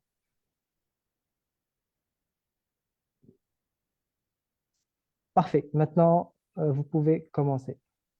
Très bien. En tout cas, merci beaucoup pour votre invitation. Je tiens à remercier Monsieur le directeur général de l'IMA-Nord et les responsables de l'ARSO de cette invitation. Et pour moi et mon entreprise, c'est un honneur d'être parmi vous pour partager un peu notre entreprise et surtout notre success story au Maroc. Mais avant de rentrer dans le détail du groupe Renault au Maroc, je tiens tout d'abord à rappeler quelques chiffres importants sur le pays, le Maroc, en tant que pays. Et le Maroc est le premier pays le plus compétitif au niveau le plus attractif, pardon, au niveau de l'Afrique. Le deuxième pays le plus attractif d'Afrique et le premier pays le plus compétitif au niveau de l'Afrique du Nord. Le Maroc, il jouit d'une stabilité économique et sociale et politique très importante qui est reconnue au niveau mondial. Il a une position géographique stratégique à la porte de l'Afrique, de l'Europe et du Moyen-Orient. Et il a signé des accords de libre-échange avec à peu près plus de 50 pays, ce qui nous donne une opportunité unique en termes d'export, notamment d'automobiles, avec un marché qui est estimé à plus de 50 milliards de clients. Et pour la filière industrielle au Maroc, il y a d'abord la vision de Sa Majesté le Roi du Maroc pour porter le secteur de l'industrie d'une façon générale et la filière automobile d'une façon particulière comme une priorité nationale. Et cette vision a été déclinée par les différents gouvernements successifs depuis une quinzaine d'années et qui a abouti aussi au succès de la filière automobile aujourd'hui. Mais le Maroc, il jouit d'un certain nombre d'atouts qui sont très importants aux yeux d'un investisseur étranger comme Renault. C'est d'abord un climat des affaires qui est favorable. C'est des infrastructures de qualité mondiale. Je rappelle, par exemple, nous, on est présent à Tanger, mais on a aussi une deuxième usine à Casablanca. L'usine de Tanger, la ville de Tanger, il y a le port de Tanger-Med, qui est le premier port au niveau de la Méditerranée. Et ça nous donne un avantage concurrentiel et compétitif très important parce que c'est grâce à ce port que nous, on exporte à peu près 90% de notre production annuelle. Il y a aussi les autoroutes. Il y a le train à grande vitesse au Maroc, le premier en Afrique. Sur les autoroutes, par exemple, je peux vous donner un chiffre. Le Maroc, il a à peu près 1850 kilomètres d'autoroutes. Et si on compare, par exemple, à la Roumanie, qui est aussi un pays de construction automobile en Europe, ils ont 450 kilomètres d'autoroute. Donc, vous voyez un peu un ordre de grandeur qui vous montre un peu tout l'effort qu'a mis en place l'État marocain pour investir dans les infrastructures et accompagner tous ces chantiers de transformation. Il y a des zones industrielles qui sont dédiées. Nous avons plusieurs zones industrielles dédiées à l'automobile au Maroc. Donc, il y a 3 ou 4 à Tanger, une autre à Kinitra. Donc, il y a à peu près 5 ou 6 zones industrielles dédiées qui accueillent à peu près 250 équipementiers. Et il y a à peu près 220 000 salariés qui travaillent au quotidien pour la filière automobile. Et aujourd'hui, grâce au travail qui a été fait depuis plusieurs années, le Maroc est devenu le premier producteur de voitures automobiles en Afrique. Et il est aujourd'hui considéré comme la plateforme industrie automobile best in class au niveau du sud de la Méditerranée. Donc, on est arrivé à un niveau de maturité et de compétitivité et de qualité qui nous permet d'aborder l'avenir à moyen terme en de très bonnes conditions. Maintenant, le groupe Renault au Maroc, il existe depuis 1928. Donc, on a une relation à peu près d'un siècle au Maroc. Et c'est cette histoire commune entre le Maroc et le Royaume du Maroc et le groupe Renault qui fait le succès de nos activités aujourd'hui au niveau du pays. Nous avons commencé à produire des véhicules à partir de 1966 à l'usine de Somaka à Casablanca. Et l'usine de Tanger a démarré en 2012. Mais le véritable transformation qui a été opérée au-delà de 2012, c'est la signature d'un écosystème automobile en 2016 avec le Royaume du Maroc. Just intervention, moderator, we are not seeing the screen moving. If you can confirm that is still not yet, or the screen was not moving, yes. Okay. Now it's moving, yes. It's okay? Yes, yes. On peut voir les slides maintenant. Tout à l'heure, on était sur la première slide. Vous pouvez continuer. Oui. Alors, donc, on a commencé à fabriquer des voitures en 1966. En 2005, on a racheté l'usine de Casablanca-Somaka. Et en 2012, l'usine de Tanger, qui est la plus grande usine d'Afrique et de la région MENA, a vu le jour. Mais c'est en 2016 qu'on a vraiment fait une rupture. Le Maroc a fait une rupture dans l'industrie automobile à travers la signature du premier écosystème automobile qui a été signé entre le Royaume du Maroc et le groupe Renault. avec des objectifs pour développer l'intégration locale. Et en 2016, nous avions un taux d'intégration locale de 35-36%, c'est-à-dire c'est le nombre de pièces qu'on monte sur nos véhicules qui sont fabriqués au Maroc. Et en 2023, nous avons atteint un taux d'intégration locale de 65,5%, c'est-à-dire 65,5% des pièces qui sont fabriquées sur nos véhicules sont fabriquées chez des équipementiers et des entreprises qui sont installées au Maroc pour nous. Nous avons aussi une masse d'achat à partir de ces équipementiers en 2023 de 2 milliards d'euros. C'est quelque chose de très important. Donc ça, c'est ce qui a permis à Hello, l'écosystème. moderator, once more. Once more, I think Monsieur you Bachir, are not yes, moving consistently with the. yes. Est-ce If que you are vous in the pouvez, Ronald group now, yes, we are still in est-ce que vous automotive pouvez sector in Morocco. déplacer les slides? Il n'y a pas beaucoup On de est- slides, hein, il n'y a pas beaucoup de slides, il y a 2-3 slides, donc c'est surtout, il faut m'écouter. Hein. Moi, je n'ai pas fait une présentation pour dérouler les slides. J'ai mis deux slides, mais il faut surtout écouter les messages. Hein. Donc, j'ai pas. D'accord, d'accord. Et c'est juste pour les participants Okay, et yes, soit okay. sur Yes, les yes, it is slides not. Ok. corrects. Yes. Alors là, vous voyez la région de Tanger. La région de Tanger ici, que vous voyez le port. Donc, on est à 14 km de l'Europe. Et vous voyez un peu l'usine de Tanger qui se trouve au milieu dans une zone franche. Et vous voyez toutes les zones franches industries automobiles qui sont connectées les unes aux autres à travers un système de communication. Et il y a les autoroutes, il y a le train. Il y a aussi le train qui ramène les voitures directement de l'usine au port de Tanger. Donc, c'est cette configuration d'infrastructure de classe mondiale qui a été mise en place avec le temps au niveau de la région du Nord qui a permis à ce que l'automobile est aujourd'hui ce qu'elle est. Donc, c'est très important ce que le Maroc a fait pendant les 15 dernières années en termes d'investissement dans les infrastructures. Et c'est comme cela que nous avons réussi à s'installer. Nous avons choisi de s'installer au niveau de Tanger pour développer nos activités. Là, vous voyez un peu tous les accords de libre-échange que le Maroc a signés avec un certain nombre de pays au niveau international. Donc, nous avons des accords de libre-échange avec les États-Unis, avec l'Europe, avec la Turquie, avec la Grande-Bretagne.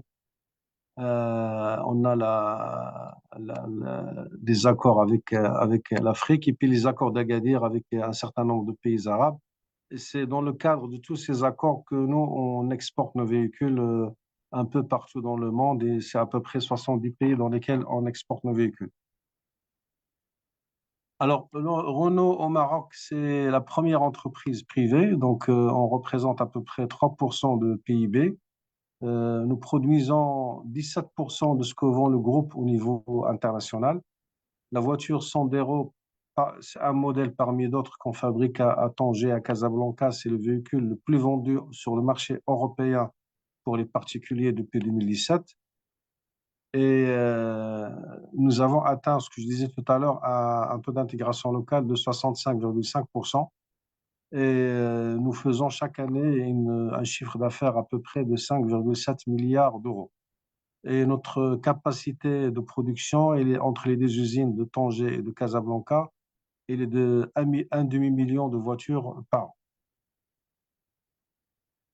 Ça, vous voyez un peu les filiales de groupe Renault au Maroc. Donc, nous avons l'usine de Casa qui est à gauche en haut. Nous avons l'usine de Tanger qui a démarré en 2012.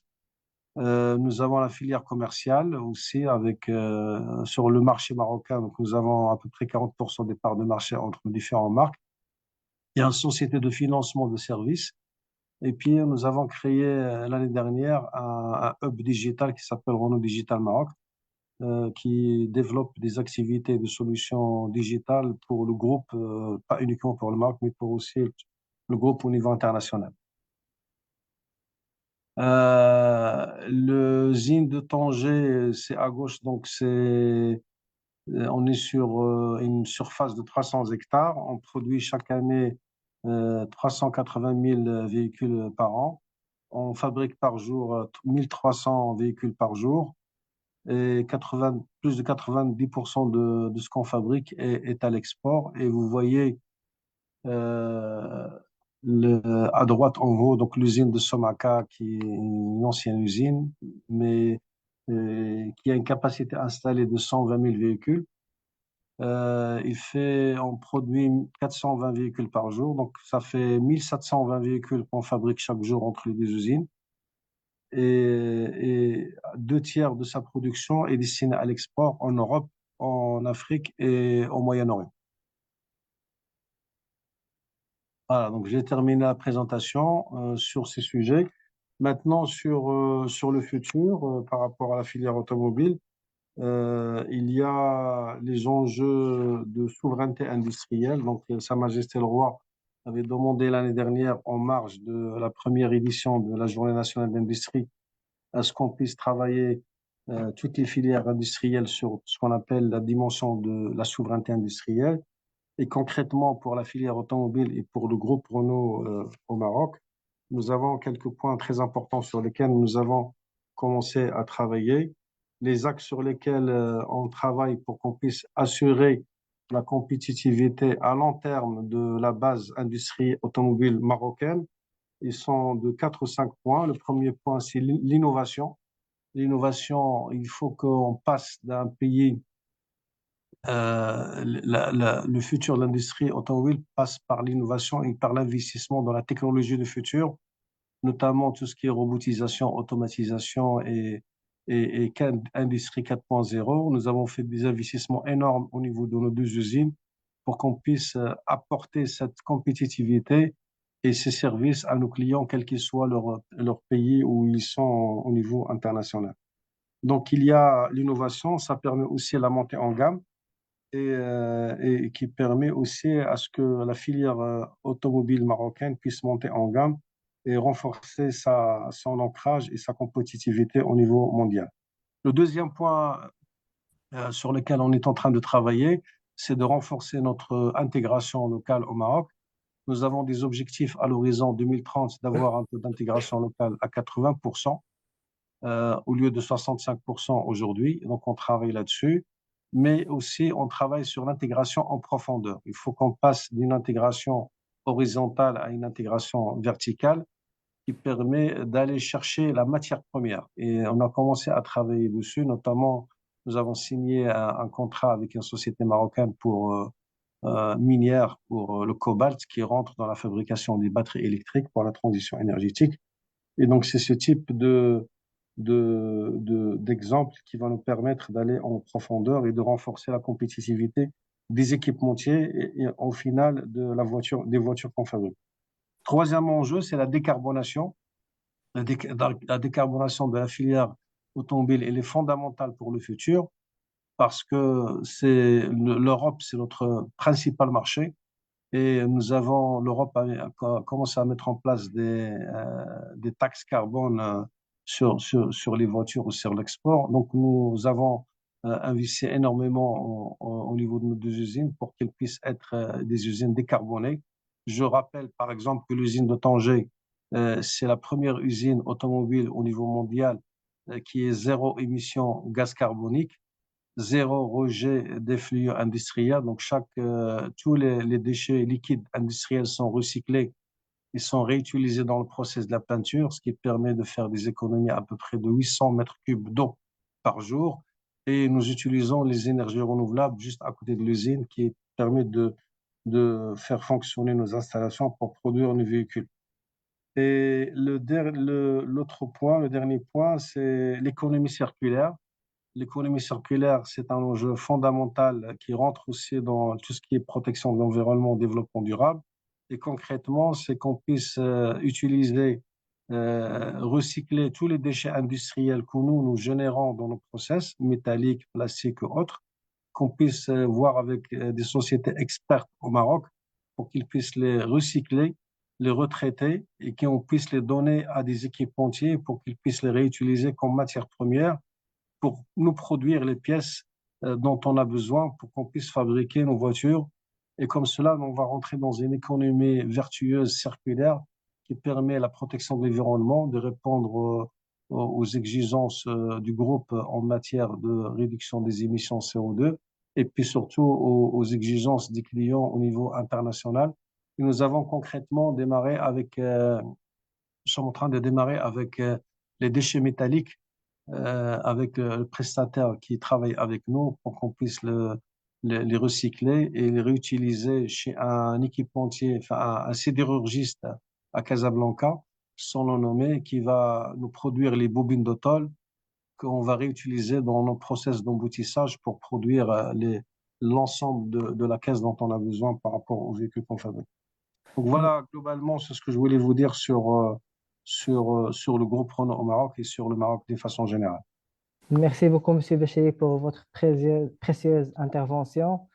Donc, vous avez mis en exergue les importantes infrastructures tout au long de la chaîne de valeur, tout ce qui est production, transport, aussi les prouesses en termes de réalisation, de termes de capacité de production. On a vu les taux d'intégration qui allaient jusqu'à 65%. Aussi, on a vu que la principale partie de la production qui se fait dans les deux usines qui se trouvent à Casablanca et à Tanger sont destinées à l'export. Dans ce sens, je voudrais, et vous pouvez me répondre brièvement, on connaît les mécanismes mis en place par certains marchés, notamment le marché européen, pour la transition vers une industrie décarbonée. Donc, vous avez bien expliqué les mesures que vous avez prises dans les différentes usines de Renault au Maroc pour réussir cette transition décarbonée. Comment se positionnent donc ces mesures que vous avez prises en tant que groupe pour se préparer à cette nouvelle taxe carbone à l'Europe? Écoutez, l'usine de Tanger, quand elle a démarré en 2012, c'était déjà une usine zéro émission CO2. Donc, elle a été conçue dès le départ comme une usine amie de la nature et une usine propre et durable. Donc, 60% de l'énergie qu'on utilise au niveau de l'usine, c'est une énergie renouvelable qui vient de parcs éoliens qui sont pas très loin de l'usine là où on est. Et 30% de l'énergie qu'utilise l'usine, surtout dans le process de peinture, qui est un process hyper important, on utilise la biomasse. La biomasse, on récupère via les coopératives agricoles au Maroc les grignons d'olive. Les grignons d'olive qu'on récupère et qu'on utilise dans des chaufferies installées à l'usine qu'on appelle la biomasse pour produire de la vapeur dont on a besoin pour faire fonctionner nos cabines de peinture, nos installations, etc. Donc, vous voyez, à peu près 100% de l'énergie, c'est une énergie propre et renouvelable. Sur l'usine de Casablanca, on est en train de travailler pour rendre l'usine de Casablanca au même niveau en termes d'énergie renouvelable et de biomasse, au même niveau que celui de Tanger. Donc ça, c'est le premier point. Le deuxième point, c'est la gestion des rejets industriels liquides. Nous générons beaucoup de déchets industriels liquides, vu la nature de nos process. Nous avons mis en place des systèmes de traitement des eaux usées industrielles et le recyclage qui permet d'économiser à peu près 800 mètres cubes d'eau par jour, notamment dans un contexte de stress hydrique que connaît le Maroc et connaît surtout un certain nombre de pays africains. Et nous travaillons aussi pour développer des processus pour consommer moins d'énergie dans le cadre de nos activités, ce qu'on appelle l'efficacité énergétique, parce qu'il ne suffit pas d'avoir uniquement de l'énergie propre, mais encore faut-il bien l'utiliser à bon escient. Et pour cela, on est en train d'investir dans des logiciels et des outils et des moyens pour utiliser l'intelligence artificielle et les automates et la robotique pour nous aider à mieux optimiser la consommation d'énergie au niveau de nos installations et surtout prévoir l'arrêt des installations pour faire de la maintenance préventive Et ça, c'est quelque chose de très important pour, en termes d'efficacité énergétique. Et l'autre point, c'est l'économie circulaire par rapport aux exemples que je viens de vous donner tout à l'heure et qui nous permettent d'être dans une démarche vertueuse pour protéger les ressources naturelles existantes et réutiliser les déchets, bien sûr avec des standards, avec des exigences et des normes, selon les cahiers de charge automobiles, qu'on puisse les réutiliser pour produire des voitures de demain. Et le groupe travaille dessus. Et le dernier point, c'est le virage électrique des voitures, parce qu'aujourd'hui, on fait du thermique. On fait aussi de l'hybride. On va commencer à en faire cette année. Et le premier véhicule électrique va sortir dans les prochaines semaines au niveau de Tanger. Et on est en train de préparer nos installations pour qu'on puisse demain, si le groupe nous le demande, produire des véhicules électriques pour les clients et les marchés européens. Donc, on est bien préparé, on est concentré sur ces sujets. Et je suis sûr, avec toutes l'environnement automobile qui existe au niveau du Maroc et avec le soutien des autorités, du ministère et des gouvernements, nous avons une qualité de relation de partenariat public-privé qui va nous permettre demain à aller plus loin par rapport à ce qu'on fait, garder notre position de leadership au niveau du Moyen-Orient et de l'Afrique sur l'industrie automobile. Le dernier point, et je vais m'arrêter, c'est l'investissement dans le capital humain.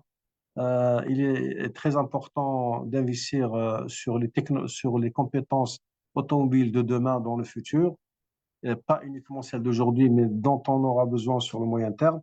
Et c'est pour cela que nous avons travaillé en interne et nous avons proposé au ministère de l'Enseignement supérieur un cycle d'ingénieurs Bac+5 sur l'automobile, sur les métiers de l'automobile de demain. Et on est en train de démarrer ça au niveau de Zensa, de Tétouan et de Tanger, et demain à Casablanca, d'autres villes, pour qu'on puisse former des ingénieurs automobiles marocains sur les technologies de demain et sur l'automobile de demain, qu'on puisse les avoir, pour qu'ils puissent nous accompagner dans cette belle aventure. Donc, on a les conditions, il y a la confiance aussi du groupe et les relations avec le Royaume du Maroc qui sont très, très importantes et qui permettent à ce que le groupe puisse encore investir aujourd'hui et demain sur la plateforme marocaine qui, je rappelle, c'est la plateforme industrie automobile la meilleure en termes de qualité et de coût au niveau du sud de la Méditerranée.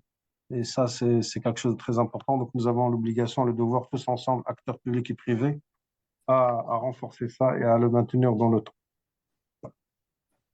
Merci beaucoup pour vos éléments de clarification et de précision. Et je vous remercie en tant aussi que partenaire de l'Imanor, partenaire d'excellence qui nous accompagne dans les travaux de normalisation aussi au niveau national, mais aussi au niveau régional. Donc, bien sûr, ces réalisations, donc, ils découlent d'une stratégie nationale qui est pilotée par des autorités publiques dans ce secteur. Et j'ai l'honneur de donner la parole à Monsieur Mohamed Laoufir, donc, qui est chef de service des stratégies au niveau de la direction de l'industrie automobile, relevant du ministère de l'Industrie et du Commerce. Donc, sans plus tarder, donc, je vais lui donner la parole qui va nous présenter donc, les différentes politiques et les stratégies et les réglementations techniques en lien avec le secteur automobile au Maroc. Monsieur Laoufir, donc, vous avez la parole. Merci, Alani. Vous arrivez à voir la présentation? Oui, et si vous pouvez mettre en plein écran, parfait. C'est bon? Parfait. Vous avez 10 à 12 Yes, we minutes, s'il vous confirm. plaît. Vous pouvez commencer. Bonjour à tous. Premièrement, je tiens à remercier l'Imanor et l'ARSO pour l'organisation de ce webinaire qui représente une plateforme d'échange et de discussion sur les problématiques et les solutions communes à envisager pour le développement mutuel du secteur industriel et en particulier le secteur automobile en Afrique. De ma part, je vais aborder le thème de l'industrie automobile et les facteurs clés de succès qui ont conduit aujourd'hui à ce que le Maroc devienne une plateforme compétitive dans les chaînes de valeur de l'industrie automobile. Premièrement, sous les autres instructions de Sa Majesté le roi de l'Assiste, le Maroc a adopté depuis le début des années 2000 une série de stratégies successives industrielles, commençant par le pacte d'émergence industrielle, puis le plan d'émergence industrielle et enfin le plan d'accélération industrielle. Ce dernier a introduit la notion des écosystèmes, c'est-à-dire un regroupement de leaders industriels tels que Renault et de PME dans une zone industrielle dédiée, visant à constituer des véritables filières technologiques autour de programmes ciblés et de coopération aboutissant à des contrats de fourniture long terme et de transfert de technologie. Ceci a permis de structurer plusieurs secteurs d'activité dont celui de l'automobile. En plus de ces plans, le Maroc a signé plus de 50 accords de libre-échange qui lui ont permis d'atteindre plus de 2,5 milliards de consommateurs. Il a construit des infrastructures de qualité telles que le port Tanger-Med. Également, le Maroc a procédé à la formation initiale et continue de ses talents locaux dans les métiers de l'automobile à travers des partenariats publics-privés. Enfin, le Maroc a créé un environnement de business convenable à travers des financements et des subventions adaptées et des indicateurs macroéconomiques stables. Tous ces facteurs ont permis au Maroc d'être le premier producteur en Afrique de véhicules particuliers, de se doter d'une capacité de production d'environ 1 million de voitures en 2025 avec un taux d'intégration locale de 69%, avec l'ambition d'atteindre 80% à moyen terme. Également, d'atteindre un chiffre d'affaires à l'export de 14 milliards de dollars et de créer plus de 220 000 emplois dans le secteur grâce à la présence de deux constructeurs internationaux, à savoir Renault et Stellantis, et plus récemment, un constructeur national, Neo Motors. Ces trois constructeurs sont entourés d'un tissu industriel de plus de 260 équipementiers.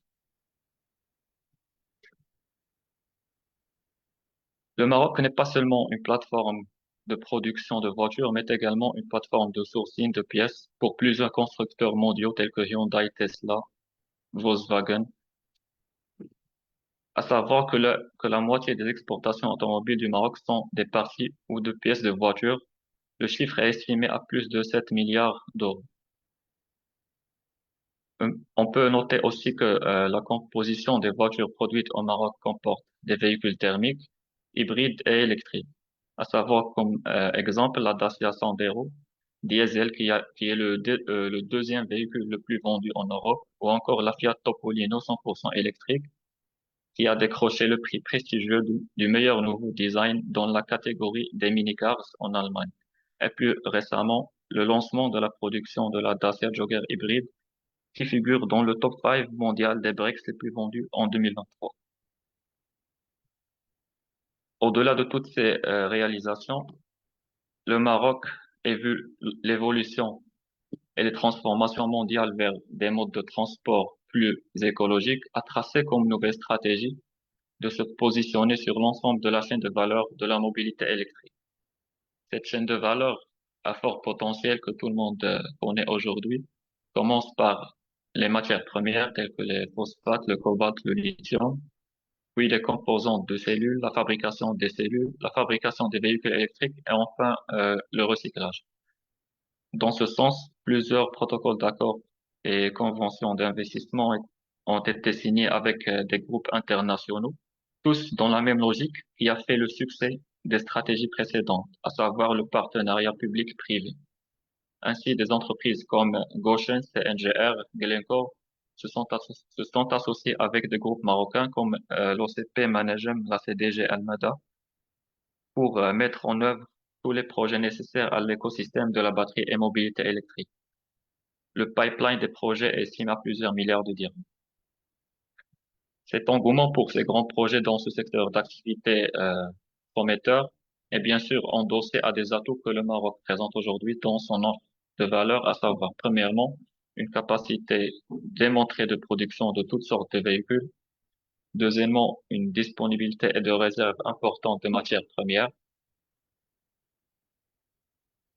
Troisièmement, une capacité de stockage et de production d'énergie solaire et éolienne parmi les plus importantes au monde.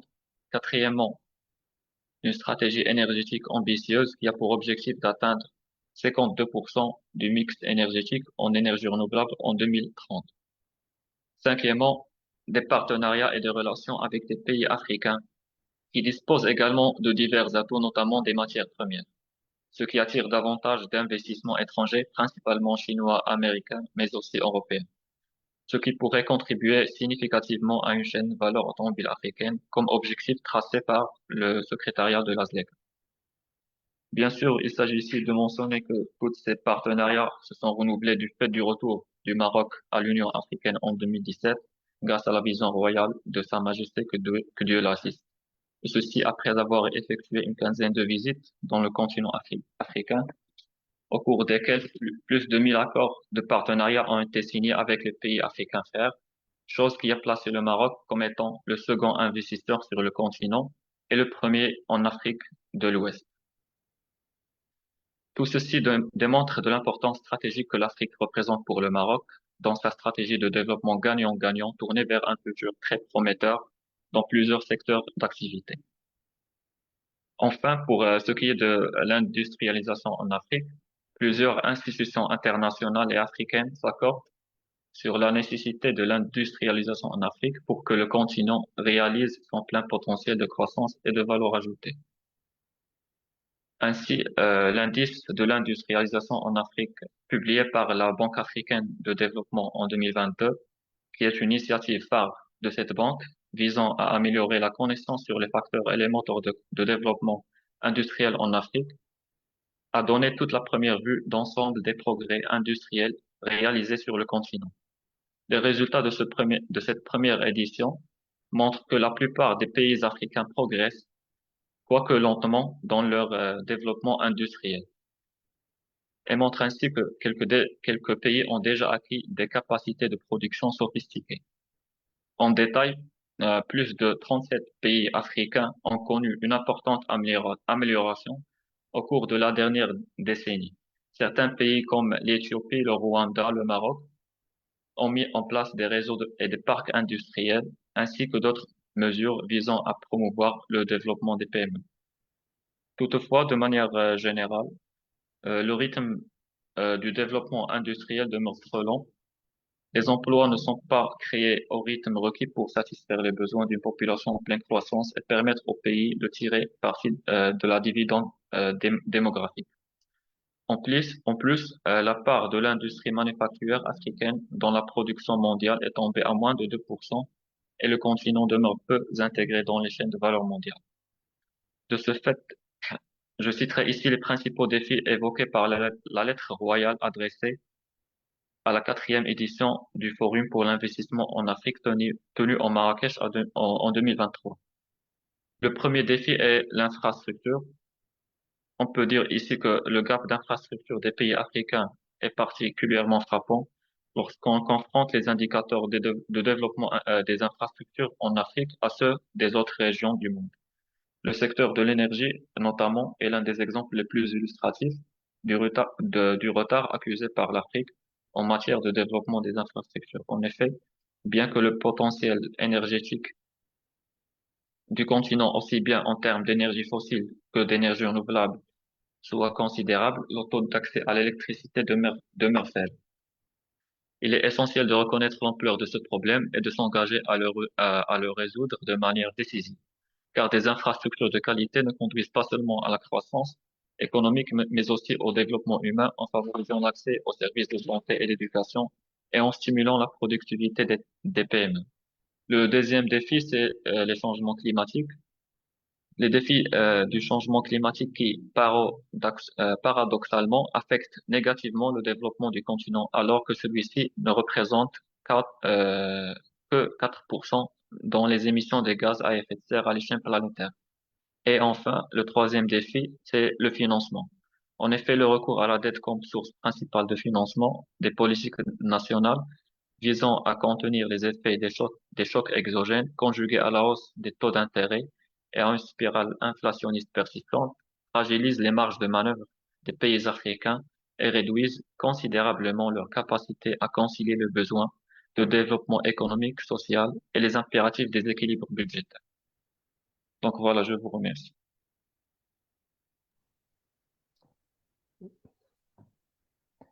Donc, je vous remercie de mon tour pour votre intervention donc, qui était claire et concise. Donc, je vous félicite dans ce sens. Donc, vous avez mis en relief donc, la chaîne de valeur au niveau national dans le secteur de l'industrie automobile.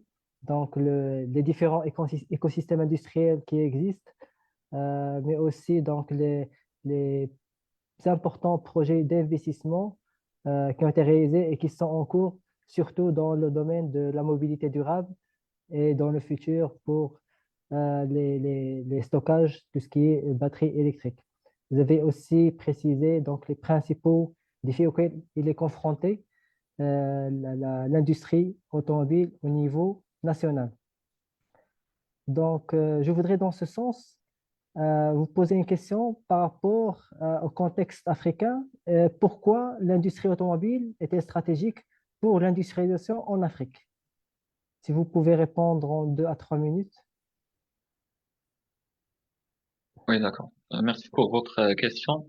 Premièrement, pourquoi l'industrie automobile est stratégique pour l'Afrique? Premièrement, parce que la demande mondiale est à la fois en croissance rapide. En effet, en 2022, selon une étude de TradeMap, le commerce transfrontalier total de voitures et de composants automobiles représentait environ 1,6 trillion de dollars.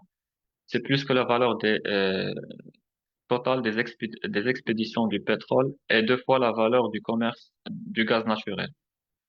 Deuxièmement, la deuxième raison est que les secteurs automobiles modernes nécessitent des chaînes d'approvisionnement complexes qui traversent souvent les frontières internationales.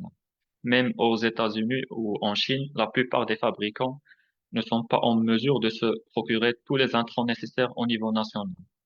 La plupart des grands centres de production automobile s'appuient fortement sur des réseaux régionaux, avec des intrants faisant des allers-retours aux États-Unis, au Mexique, au Canada ou en Allemagne. La troisième raison, c'est que certes, la demande en automobile en Afrique est actuellement faible, mais selon les chiffres de BNI Research, seulement 1,4 million de voitures seront vendues sur le continent africain en 2024. Cependant, les ventes vont fortement augmenter dans les années à venir. En effet, d'ici la fin de la décennie, les ventes vont augmenter de plus de 40%. Enfin, la dernière raison de l'importance stratégique du secteur automobile pour l'Afrique est que la filière automobile est aussi celle qui crée le plus d'emplois industriels. Si on prend par exemple l'industrie automobile au Maroc, c'est une filière stratégique qui a permis de créer plus de 220 000 emplois. C'est aussi une filière qui est tournée à l'export, ce qui représente une entrée considérable de devises et ce qui permet de créer des petites et moyennes entreprises et des joint ventures avec les entreprises internationales. Donc voilà ma réponse à votre question. Merci beaucoup. Maintenant, on va continuer dans notre programme avec notre quatrième présentation, pardon. Donc, on est honoré d'avoir M. Mohamed Ammar, qui est directeur de la qualité de la métrologie au centre 7e Maroc. Il va nous faire une présentation donc, dans le rôle des infrastructures techniques des essais dans le développement de l'industrie automobile au Maroc. Donc, il va nous présenter le cas du centre technique des industries des équipements pour véhicules 7e au Maroc. Monsieur Mohamed Ammar, vous avez la parole. Et merci.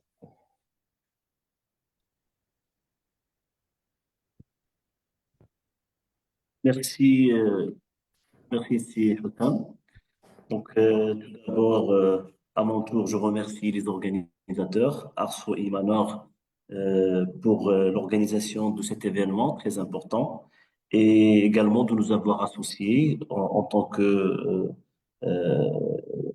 participants.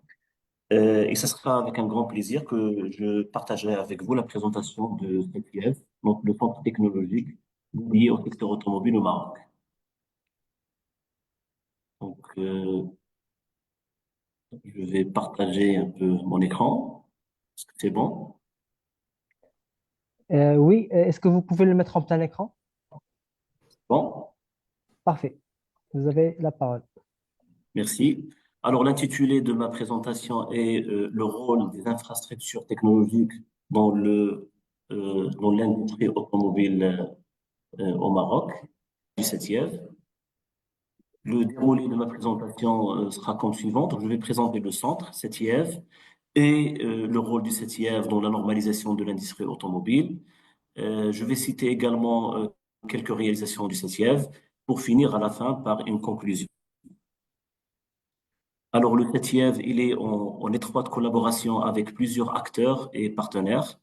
À la tête des partenaires, on trouve les partenaires institutionnels, le ministère de Commerce et Industrie, l'IMANOR et les associations professionnelles du secteur. Nous avons des partenaires technologiques, donc le réseau des centres techniques marocains, les universités, écoles d'ingénieurs et les centres de recherche. Aussi, bien entendu, les donneurs d'ordre, qui sont les constructeurs automobiles Renault et Stellantis, qui sont basés au Maroc, et tous les équipementiers automobiles, fournisseurs des constructeurs de la première monte. Alors, quelques chiffres clés du CETIEV. La création juridique du centre était en 2005. Nous avons démarré nos activités en 2007. Les infrastructures, l'investissement cumulé en infrastructures, équipements techniques et bâtiments s'élève à 200 millions de dirhams. Aujourd'hui, on compte 80 cadres et ingénieurs et techniciens qualifiés au CETIEV avec un taux d'encadrement de 65%. Et nos bâtiments sont étalés sur 3 sites de 7900 mètres carrés, surface couverte. Nous avons pu produire à ce jour, depuis le démarrage, plus que 20 000 rapports de tests et d'expertise. Alors, le CETIEV, donc 1.0, donc c'est le siège, le CETIEV historique, donc le bâtiment qui a été créé en 2005. Donc, c'est 3400 mètres carrés de surface et des laboratoires. On compte une douzaine de laboratoires avec une ligne de contrôle technique et des bureaux et des salles de formation et de réunion.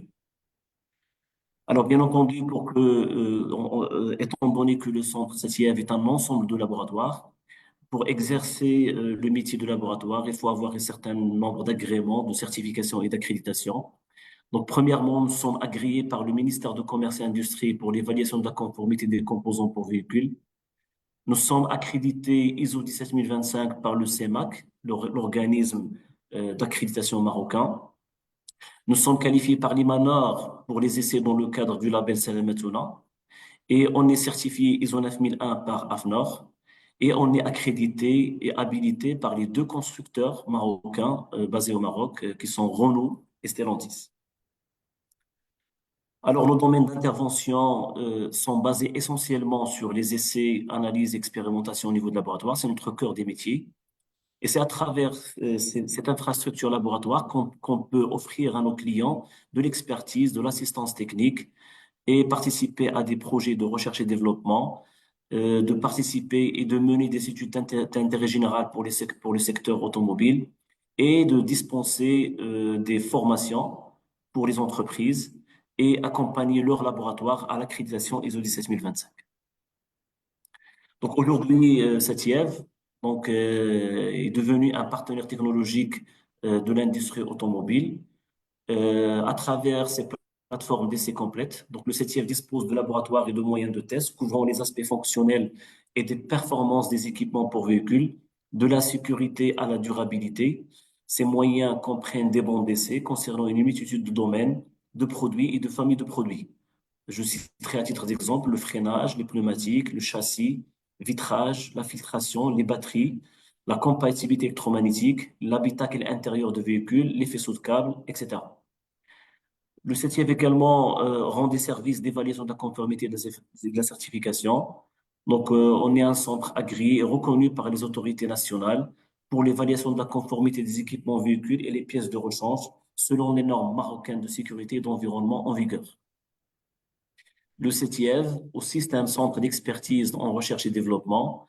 Donc, on offre des services de recherche et développement aux entreprises du secteur automobile en les accompagnant à développer de nouvelles technologies, à optimiser la performance de leurs produits et améliorer les procédés de fabrication.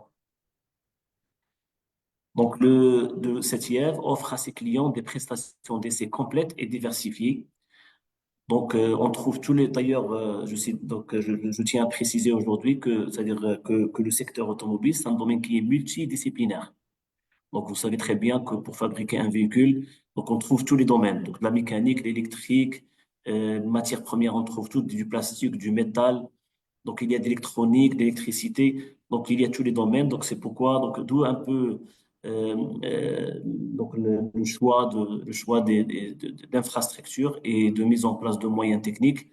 Donc, au CETIEV, on a des essais mécaniques d'endurance, fiabilité, les essais électriques, batterie et compatibilité électromagnétique et les essais physico-chimiques et aussi de la métrologie, tout ce qui est étalonnage et vérification, les essais d'environnement climatique, vibratoire et acoustique et des formations dédiées aux moyens d'essai.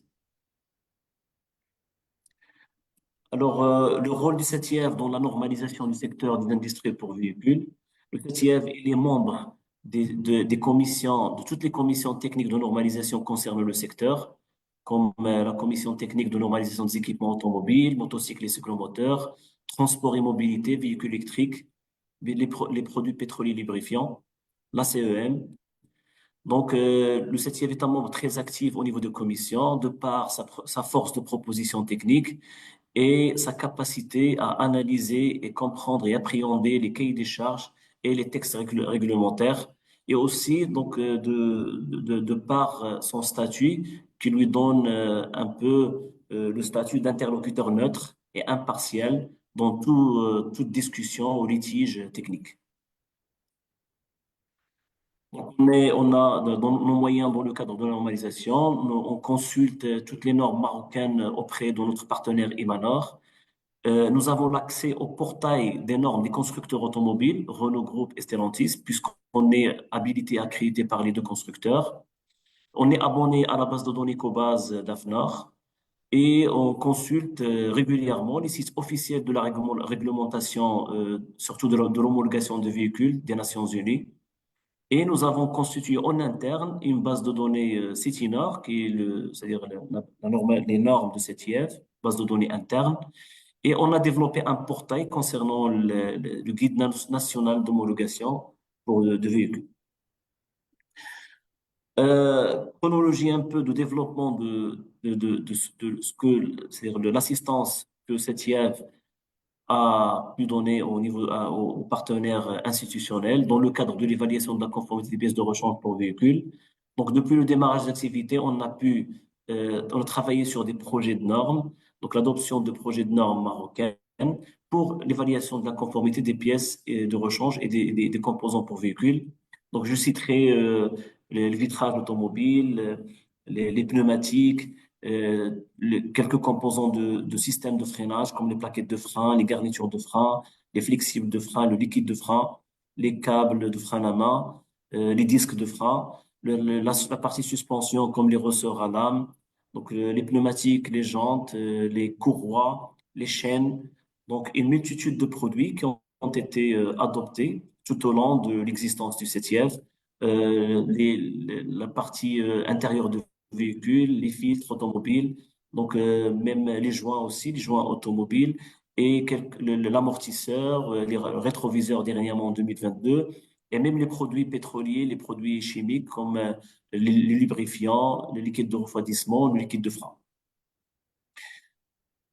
En 2019, donc, il y avait un événement très important pour la vie du CETIEV et pour le développement de l'infrastructure technologique CETIEV au Maroc. C'était à travers un partenariat pour promotion de la recherche et développement qui a été signé en 2019 entre CETIEV et Stellantis avec l'appui du ministère de Commerce et d'Industrie. Donc, le partenariat a donné naissance d'une expérience unique au Maroc. C'était un centre de recherche et développement qui est co-géré entre le constructeur et le CETIEV. Donc, c'est des ateliers et des laboratoires de 4900 mètres carrés, donc c'est surface couverte, avec une capacité de stockage de 90 véhicules et c'était lancé en 2019.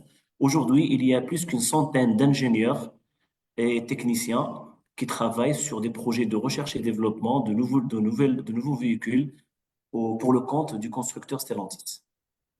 Donc, c'est la première fois au Maroc, à travers ce projet, qu'on a pu développer des métiers de roulage de véhicules pour analyse de défauts et de la comparaison de la concurrence de véhicules et aussi toute la partie architecture électrique et électronique de véhicules. Donc, on valide un peu l'architecture et les fonctions électriques et électroniques, les calculateurs, les synthèses de véhicules, les composants de cockpit, les systèmes d'aide et assistance à la conduite, les systèmes infodivertissement et les performances powertrain.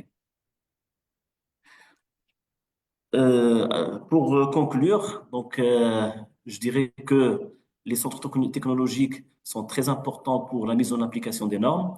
L'applicabilité des normes de conformité, de qualité, de sécurité, d'environnement est conditionnée par la mise en place de l'infrastructure technologique nécessaire. Les centres technologiques ont un rôle très important en tant qu'outil indispensable pour l'accompagnement et l'assistance technique de l'industrie à travers une offre consistante de moyens de validation et d'expertise technique. Et cette mission et cette vocation ne peut réussir, bien entendu, sans d'abord le soutien public. Donc, le soutien des pouvoirs publics aux centres technologiques est capital pour leur développement et leur croissance. Et aussi, une autre condition, un autre facteur clé de succès des centres technologiques, c'est l'adhésion des industriels.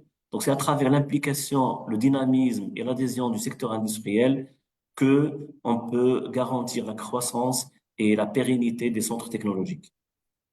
Donc, j'arrive à la fin de ma présentation. Je vous remercie pour votre attention et je reste à votre disposition si vous avez des questions. Merci beaucoup, Monsieur Ammar, pour votre intervention. Donc, vous avez bien entendu cité les différents domaines d'intervention du CETIEV. Je rappelle le CETIEV, donc c'est centre technique au niveau national qui est agréé et reconnu par les autorités publiques, mais aussi par les principaux équipementiers au niveau national. Donc, CETIEV, c'est un acteur actif aussi au niveau de la normalisation au sein des commissions de normalisation nationale, tout ce qui est semi-produits et automobile. Donc, bien sûr, le domaine, il est large. Quand on parle de l'industrie automobile, donc, comme vous l'avez cité, on parle de systèmes mécaniques, électroniques, les compatibilités électromagnétiques, l'acoustique. Donc, c'est un domaine qui est vraiment large, qui nécessite beaucoup d'expertise, mais aussi, donc, vous faites aussi des essais par rapport aux pièces de rechange pour véhicules dans le cadre du label Salamatuna.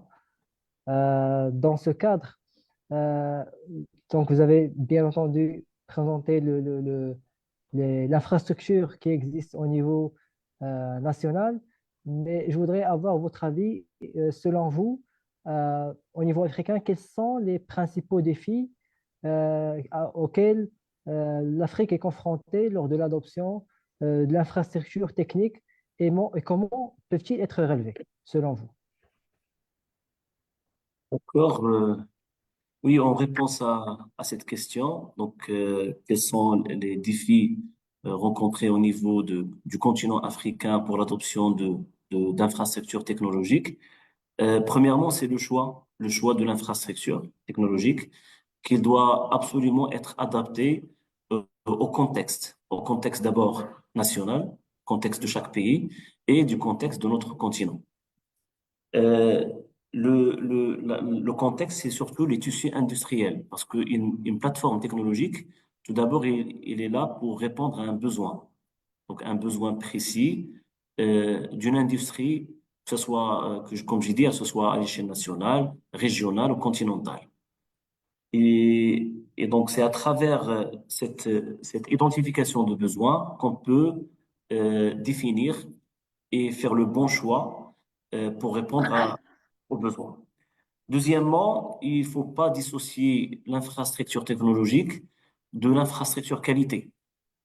Pour citer un peu l'exemple du Maroc, premièrement, le CETIEV était un partenaire, un outil technique et technologique pour l'infrastructure qualité au Maroc. Donc, pour la mise en place des normes, comme j'ai dit, et de la réglementation, pour la mise en œuvre et l'application de ces normes, il fallait mettre en place une infrastructure, des laboratoires de tests. Et c'est à travers donc, cette expérience qui est l'accompagnement des autorités dans le contrôle, l'évaluation de la conformité selon les normes et la réglementation, que le CETIEV a pu se développer, acquérir un savoir-faire, que par la suite, on a pu c'est-à-dire le proposer. On a constitué une offre de service consistante et qu'on a pu un peu proposer et offrir aux industriels. Par la suite, bien évidemment, il faut qu'il y ait un secteur, comme j'ai dit, un secteur privé dynamique et impliqué, donc qui est tourné vers le développement de produits et qui devrait aller chercher les infrastructures technologiques pour tisser des relations de partenariat et de collaboration et travailler sur des sujets techniques pour le développement de produits et de process. Troisième point, donc aussi le plus très important, c'est de se préparer au défi de la transition technologique. Donc, comme vous savez tous, donc on est en plein virage technologique. Aujourd'hui, donc les véhicules électriques, donc thermiques, ils sont Monsieur Ammar, on vous a perdu. Pardon? On vous entend plus. Allô? Oui, oui, on vous entend. Est-ce que vous pouvez clôturer? On est déjà vraiment très en retard par rapport au déroulement du programme. Est-ce que vous pouvez brièvement clôturer? Merci. Voilà, brièvement, donc je viens de citer le dernier défi, c'est la transition technologique. Donc aujourd'hui, on est tourné vers l'électrique, donc tout ce qui est électromobilité et la mobilité autonome. Et donc l'infrastructure technologique d'aujourd'hui et de demain devrait prendre en considération ce virage technologique. Merci et voilà. Merci bien, Monsieur Ammar, qu'on remercie encore une fois. On arrive donc à la dernière présentation donc, qui est inscrite au niveau du programme. Donc, on a avec nous Monsieur David Kofi, qui est le président directeur général de l'Association africaine des Sorry, we still have Dave. Sorry, you are forgetting. Dave is there. Yes. Dave AAM. Yes. Je l'allais introduire. Donc, on a Monsieur Dave Kofi, qui est le président directeur général de l'Association africaine des constructeurs automobiles, qui va nous présenter une présentation autour de l'import des voitures d'occasion et comment encourager la fabrication et l'assemblage local, trouver un équilibre entre la nécessité de promouvoir l'industrie automobile en tant que pilier de l'industrialisation, de la fabrication, de la création d'emplois en Afrique et la nécessité de répondre à la demande croissante de véhicules abordables en Afrique. Monsieur Dave, donc, vous avez la parole.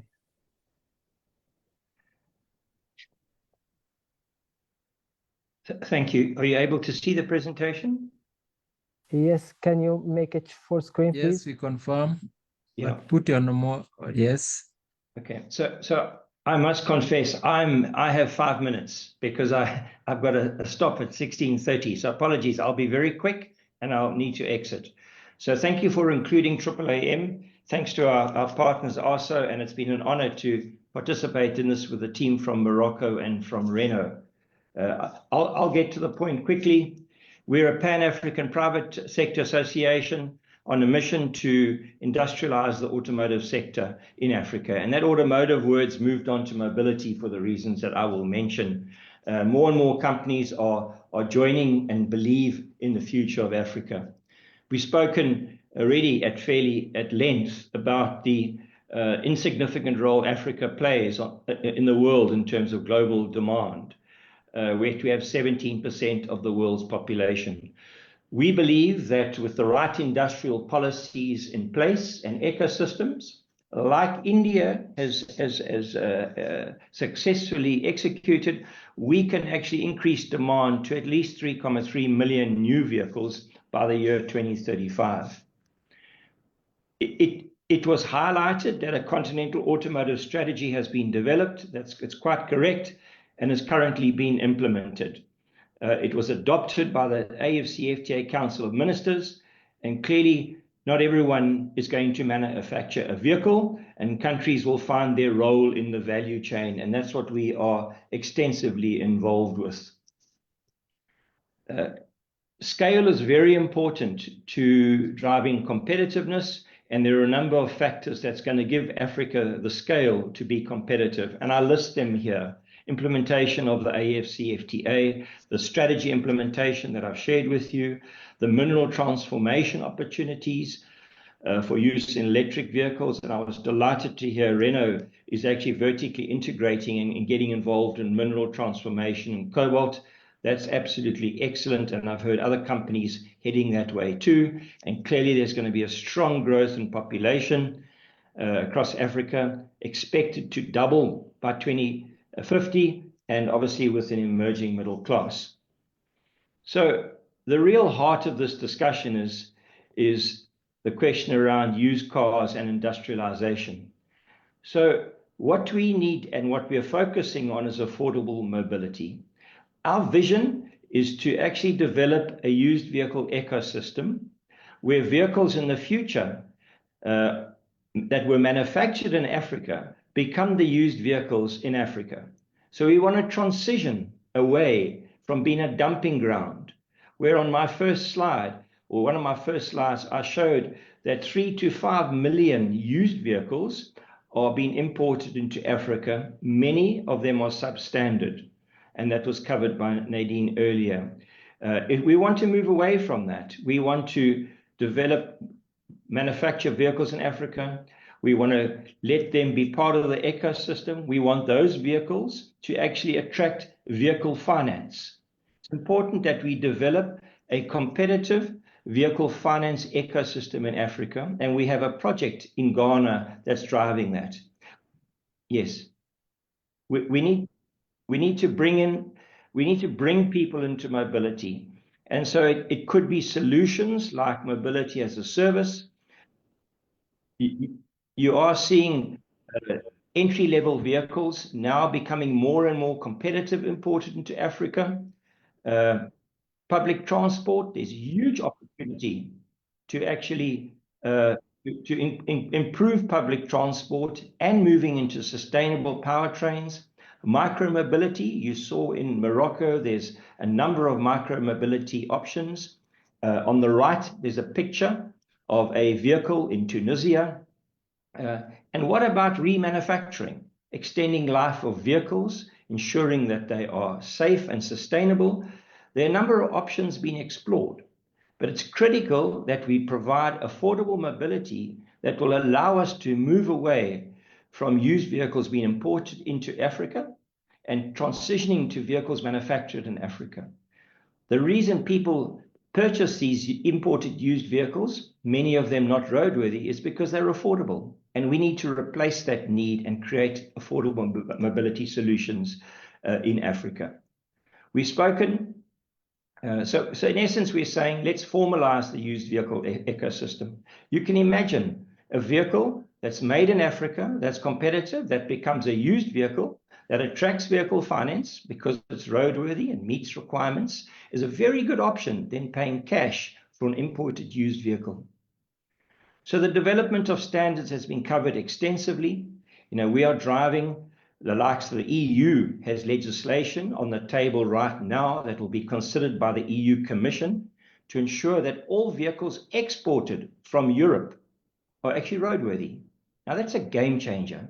And we're working with other continents to do the same. Standards are critical to enable industrialization, whilst bearing in mind we must ensure vehicle affordability. The last point I want to touch on before I will conclude is the opportunity for collaboration across the continent versus having only a national focus. The pictures I share with you around on this slide, all collaboration of the private sector. We encourage strong private sector associations in countries that participate in the automotive value chain to collaborate with each other. We create that opportunity.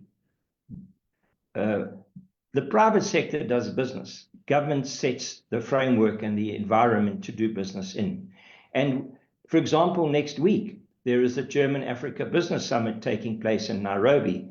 A number of country private sector associations are going to come together.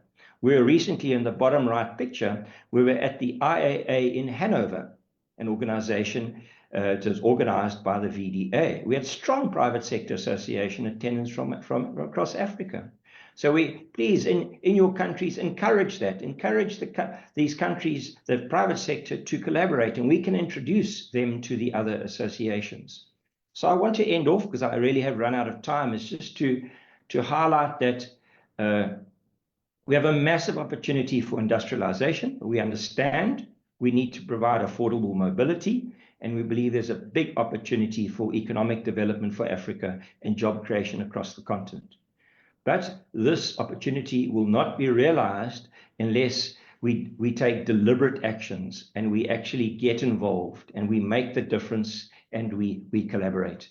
So thank you for the opportunity, and I must close down my presentation. Thank you. Merci beaucoup. On est encore désolé pour avoir pris plus de temps que prévu lors des présentations, notamment dû aux problèmes techniques qu'on a eu au départ. On arrive à la fin du programme. Donc, je voudrais finalement remercier les panélistes qui ont présenté leur présentation autour de différents thèmes autour de l'industrie automobile en Afrique. Donc, avant de donner la parole au secrétariat central de l'ARSO, donc je voudrais brièvement présenter quelques activités que l'IMANOR déploie dans le cadre de ces dispositions en termes de certification, de normalisation. Donc, on a des certificats, des systèmes d'évaluation d'étiquetage énergétique. On a bien sûr notre programme de certification produit de la marque NM. On a la certification des systèmes de management. Un autre système qu'on est en train de finaliser est le programme de vérification des émissions de gaz à effet de serre et qui est d'actualité notamment dans le secteur de l'automobile qui connaît un fort potentiel d'export au niveau de marché qui définit des contraintes environnementales dans ce sens. Et aussi, on a notre label Selamatuna qui est un système de labellisation des pièces de rechange utilisées dans les véhicules.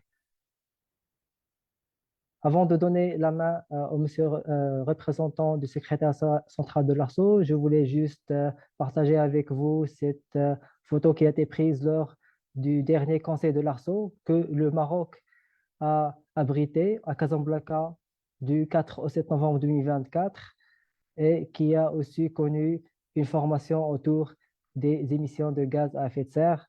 Donc, et aussi, elle a connu des visites industrielles au niveau de la région de Casablanca.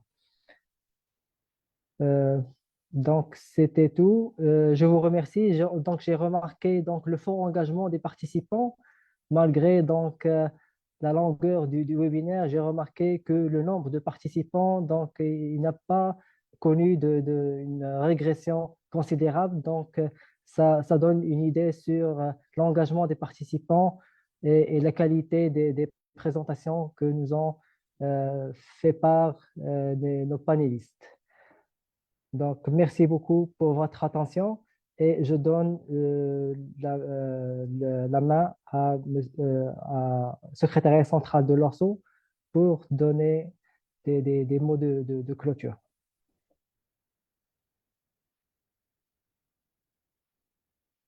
Madame Nadine.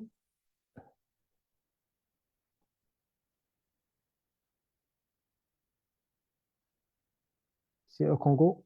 Je ne sais pas si vous m'entendez. Okay. Thank you very much, Mr. Hossam. It was our great pleasure indeed for you to take us through the plenary session. We want to thank our panelists once more again. And I think from these presentations, we have noted that we have a great potential in the Africa's industrialization and manufacturing agenda and the role of the industry. In fact, I think it's a great opportunity if the automotive industry can fully be realized, given the potentials that we have within the continent. Two things are standing out, and in this case, it is about the policies that we need. And we are glad that the FCFTA and the African Union, together with the private sector, we have developed the African automotive strategy. And this strategy is going to help us develop the automotive industry further. Then we have also noticed the development of the regulatory framework, also taking the role of harmonization of the standards. And we have seen the private sector in Morocco itself participating very actively in the development of standards and the implementation and the issues of certification. And we must also want to thank Morocco, because if Morocco can develop vehicles or manufacture vehicles that are also exported to Europe, then I think we have the potentials of fulfilling the needs, the automotive needs in Africa itself without relying on importing the used cars from abroad. But at the same time, as we are developing that, there is the need to balance between job creation that the used cars dealers also bring along. So as we are developing our systems, we also consider improving on the automobile industry. So those are the few remarks I wanted to make. As we also thank Morocco, you have seen how our member states, the ARSO member states, are really supporting the ARSO programs. We normally have our meetings supported by different countries. So in this one, the 71st Council was hosted by the Kingdom of Morocco in Casablanca just the other day, early November. We are looking forward to going to Tanzania, Zanzibar in June 2025 for the 31st General Assembly. I've already seen stakeholders asking where is the venue. So this is how we are working with the member states so that we can completely make the ARSO programs aligned with their priorities and needs. So thank you very much, and also what the council training was about, these renewable energy issues. So we are looking behind or backwards, as also we are looking ahead, 2025. These are our themes. 2024, this one today was our last webinar session for the 2024 industrialization and the automotive industry. But before then, you can see how we have done or how we managed tackling the sustainable development in Africa requirements, the regulatory framework, the different themes based on the priorities, because we normally work with the member states. We work also with the African Union agenda, the FCFTA, to craft our themes. So 2024, I think, has been very successful. tackling on the most of the themes that is required under our standardization strategies, priorities, and needs. We are looking ahead 2025, and we are already proposing, we are tightening up this, and we will be finally settling down and sharing with member states. Finally, for co-hosting, you see, we have the halal industry, which is doing very well. In fact, it was a topic during the 71st ARSO Council. The impact of testing in conformity assessment, because conformity assessment is one of the areas where we still have problems with inter-African trade, multiple testing requirements. Then African strategic commodities and trade, tourism, FCFT opportunities. Already you have seen from all the webinars that we have had, we have the FCFT opportunities, which is also in different sectors is coming out very clearly. The power of Africa's mineral resources, inter-African trade, made in Africa, regulatory environment, e-mobility, that is electricity markets, smart African cities, and smart sustainable urbanization. Just last week, we had a smart city conference here in Nairobi, where we did some kind of a session together with the Kenya Bureau of Standards with the private sector. But we want also to blow this out next year. Climate change and sustainable trade, we continue. So we are looking ahead, as we are also thanking you, the delegates, the members, the stakeholders, the experts, for being with us. Mostly we cannot forget to thank the African Association, the Association of African Universities, because they have been streamlining, they have been live streaming in their television, all our webinar sessions. So we want to thank them all, the stakeholders that have been with us. This one was our last this year. We look ahead. With those few remarks on behalf of the Secretary General, Dr. Hermogen Sengemana, and with the blessings of our co-host, Mr. Taibi, who was here to give the opening remarks, we want to thank you very, very much, and we look forward to continuing next year. We have all these presentations of the webinar. We have the questions which have arisen. So we normally get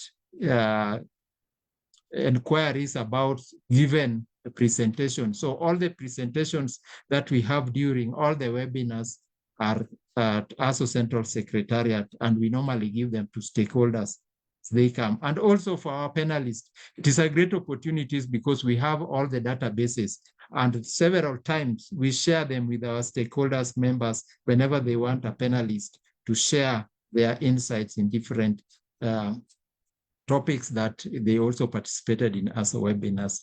So we thank you for the cooperation, and thank you for this year. ARSO Central Secretariat appreciates you all. Thank you. And we thank Hossam for the plenary session moderation. Thank you. Thank you so much. Merci beaucoup. And before we finish, for those who can put their videos on, please, for those who can put their cameras on so that we commemorate this day with the pictures. Kindly. Your photos on. We thank you so much. We want more of you. It is our last webinar this year. Thank you very much. Our IT team, Mr. Dan Gidome is here, has been very supportive throughout, our IT team. We thank you so much. Our member states, our experts, because from these webinars, we normally have the standardization, new standardization requirements or new work items for developing new standards. So thank you very much. We thank you so much for your participation. Thank you.